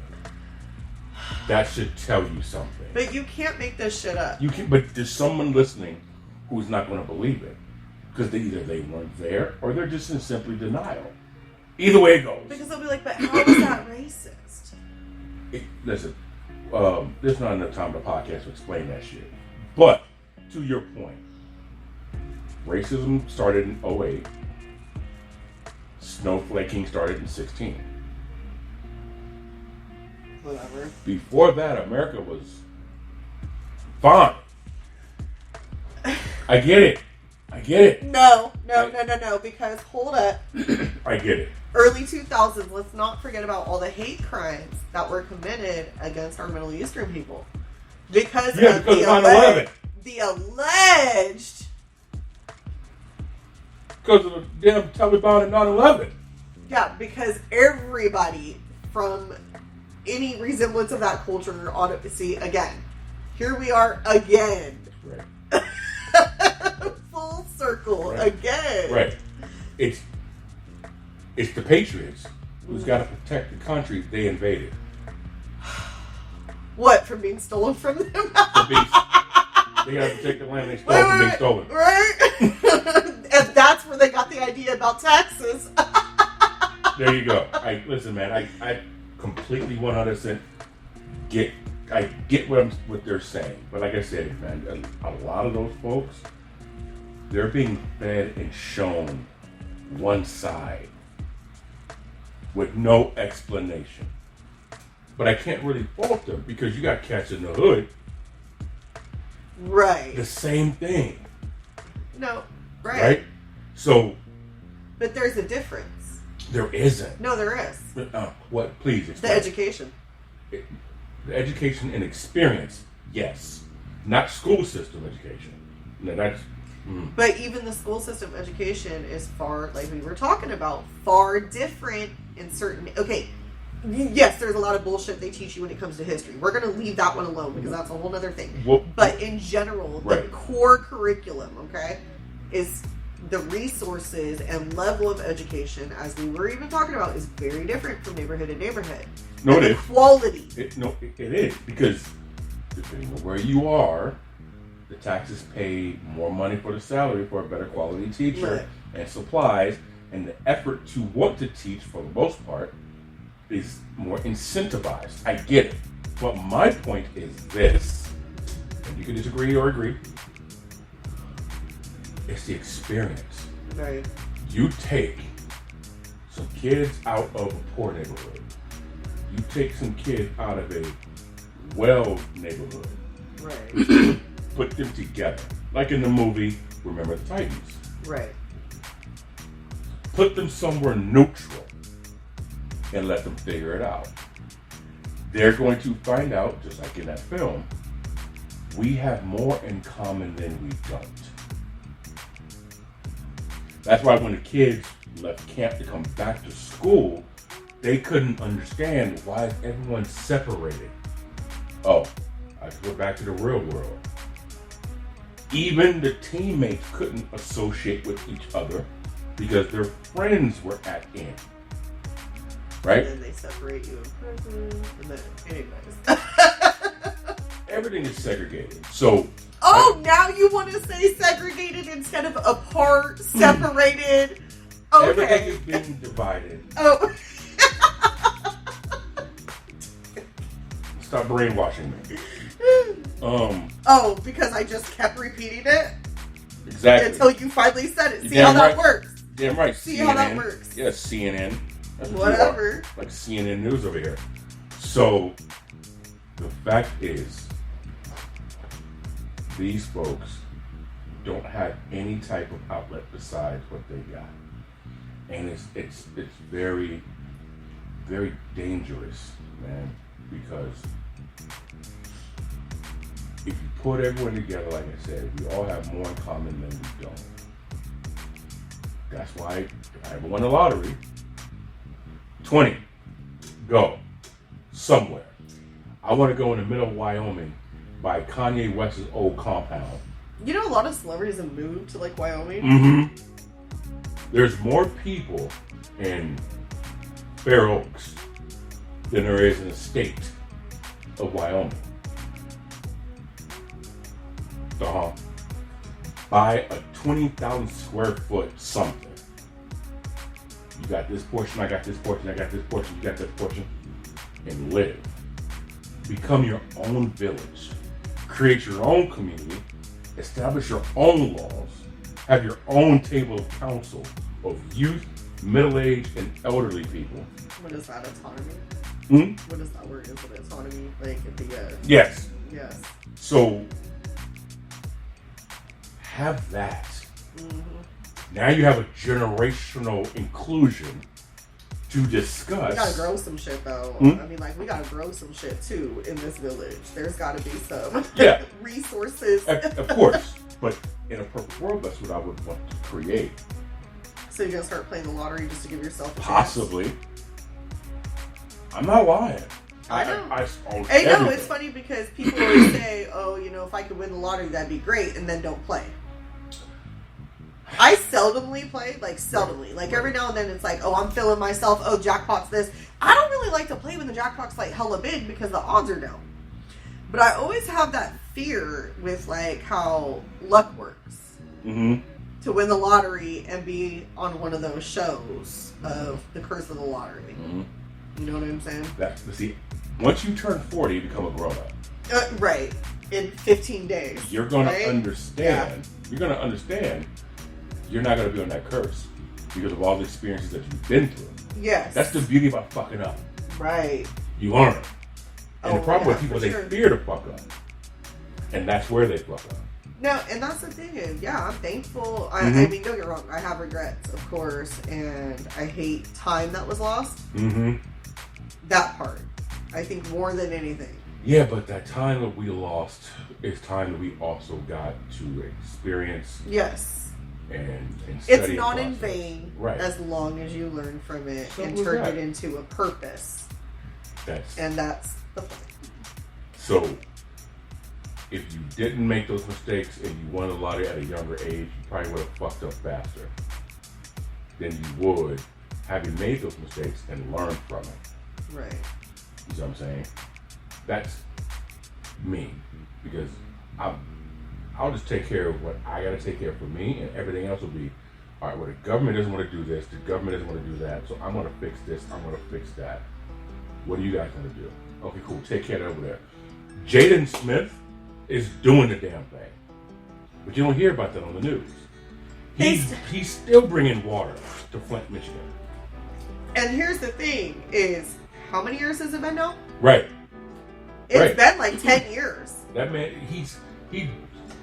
So, again, for all of you guys listening to the podcast right now, understand something, man. A lot of this stuff that you say you wish was going on probably is happening. The issue is, it's just not being put in front of you. It's not being displayed. We're fed a lot of negativity. A lot of negativity. But I also believe the negativity is intentional to keep us down, to keep us suppressed, to keep us disillusioned. Controlled. To keep us controlled. Because when you're in a negative mind state, you sometimes don't even think because you don't want to. Because you can't. Your brain just turns off. So you kind of just follow the instructions and directions. But when you're encouraged, you don't want anything disrupting that peace, so you think about it. You process shit differently. The news, for the most part, is negatively leaning one side or the other. This channel leans to this direction, so it's going to negatively talk about anything this channel is publicly talking about positively. Right. And vice versa. Read between the lines, man. Just, what are they saying negative about this person? Okay. And think, why would a motherfucker do something like this? I said before, people rather be entertained than educated. It's true. So when it comes to thinking, they don't want to think because it goes against what they choose to believe. Well, you choose to believe it because it makes sense in your brain. One of the biggest issues I've ever had. Or does it make sense in your brain because of how it was delivered too? Because let me tell you. That's right. I mean, there's lots of ways to say fuck you. Right. Right. But that's one of the biggest struggles I had was differentiating what I agree with versus what are they saying over here. Right. Because what they're saying over there might be the other half of the truth that I'm not getting from the side I'm leaning. Okay. And I got a couple of friends who were conservatives. We all do. But right.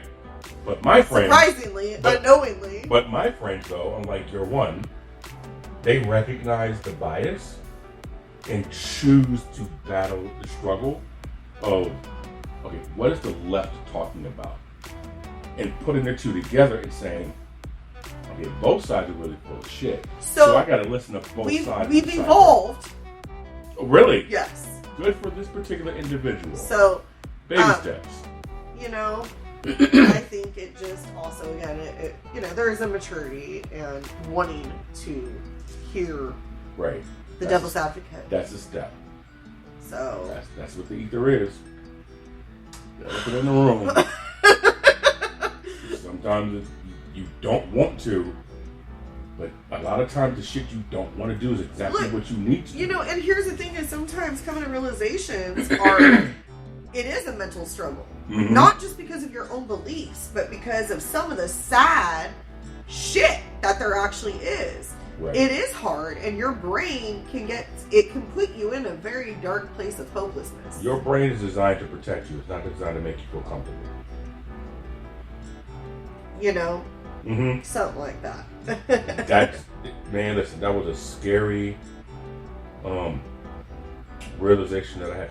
Did you see the video by DJ Quick of the dude beating his son in the gaming room for spending their money. Okay, I unfortunately saw that. Unfortunately. That's I get it. Because of the era we were raised in, I get it. So, and that brings something interesting. I don't agree, but is the era we were raised in, either it's going to make you not, or it's going to make you. Someone posted the ass beating generation turned out to be better than the timeout generation. Think about that. Think about that. Uh-huh. I don't know. Well, we did. I mean... We did. I don't know. Did I you don't not? know. I know I did. I mean... I did. I'm just saying... Define turned out better. With the ability to critically think. But here's the thing, though. Is, again, what we're shown versus what there is. Okay, out of the time-out generation of people that you have encountered in person versus the as-being generation of people that you have encountered in person, which group tends to have a better head on their shoulders? Thank you. No. You're right. I can't fully agree with that. That's I can't. fine. Listen, you don't have to. Because I know a lot of people that got their ass whooped that are really, really fucked up. Self-included. I mean, we're not talking about you. You know what I'm saying? Maybe I evolved finally, but fuck. Trying to heal the, certain wounds of some of the trauma people encountered from the ass-whooping generation, because it wasn't, a swat on the ass here or there for some really bad shit you did. We were getting our asses handed to us with weapons. Okay, you were. Because you deserved it. I got whooped for being God's chosen disciple. Oh my God. You, on the other hand, Lucifer said, I need a version of me but shorter. I'm done. And he popped you out. And honestly, at times, that might have some truth to it. So I was a little bit of both. A little bit of both what? Oh, a chosen one. And chosen by Lucifer. So you were a little bit of that one. Yes. So, I mean, yes. But, and I'm not just speaking from my own experience. I'm speaking of others that I know. You know what I'm saying? Of course. There was so many wounds from childhood. Right. That they were fucked up. Right. And it wasn't boiled down to the timeout. Right. That they gave their children because of those ass whoopings. Right. It was because of the fucked up mentality they had that fucked up the timeout children, so to speak. Okay? Trust me. I got what you're saying. Okay. I know what you're saying. But at the same turn, timeout generation, there's a huge population of them that are on the front line, so to speak. And they are, come on, man. You gotta give it to little Greta. No. I ain't giving her shit. But I'm just fucking around. But I get you. No. But I'm just saying, no, there is a lot of kids, though. I get you. You know what I mean? That they do try. That they really do. There is a lot of them. But again, that's not promoted, though. What's promoted is how bad the narrative, right? The narrative of ass whipping a timeout. Who's better? Who's not? Who's more fucked up? Who's not as fucked up? Who acts more entitled? And who's this and who's that? Right. You know what I'm saying? I agree. So it's always a constant comparison, competition of who is more or who is less of. And when you're comparing, you are losing your own time. I got you. I do agree. Oh. I do agree. You heard that, ladies? No. See, men, we have enough sense to understand when logic is used, we acknowledge it. Women, when men use logic on y'all, we're being sexist. The way you said that was sexist as fuck. How was it sexist to talk about females like that? Because you said, dudes have enough sense. That first sentence blew you, everything you said. What gender is God? What gender is All Father? Okay, David, you're not even religious. What are we doing here? Making a point. A logical point. That's why you don't argue. You know, you remind me so much Oh my God. of someone I know who only speaks her own truth. I'm done. And the truth you choose to ignore. That's not true. Like I just said. See? No, see? Rest my case. Rest my case. Oh, I had to play on Right, that. right here. I mean, My God, I'm crying. The jury's in. I'm right. You're not. So there's that. Right. Listen, I know you got to get ready to go to do your thing. I don't even know what that is tonight. I'm going to get ready to Do your thing. do my thing and get started with some other stuff. So, listen, I thank you very much, young lady, for coming by. Thank you for having me again. So hopefully within the next month, you can stop by and bless us again with a visit. That'd be cool. Anything new going on in your life you want to share? No? Not All right. publicly, but Understood. So, hey man, listen, you guys, appreciate you eavesdropping on this conversation for the past 2+ hours. again. E.I.H.R Podcast, Spotify, Spreaker, iHeartRadio. Make sure you subscribe to GNSETV.com. Social media, the E.I.H.R, THE, E.I.T.H.R. Yo, text 916-282-9372. For any questions, concerns, or whatever you want to talk about the podcast, or anything you'd like me to speak on the podcast, greatly appreciated. So, shout out to Mild Clothing Line. Shout out to GNS Entertainment for the instrumentals you guys hear in the background. RTS, RunTheseStreets.net. You guys check out the shoe line. And yeah, that's pretty much all we got right now. So we'll be back with you guys next time for episode 125. Woo! Man, right? It's kind of crazy. So you guys do that. Love y'all. Appreciate the support. We out. E.I.H.R Podcast. Peace.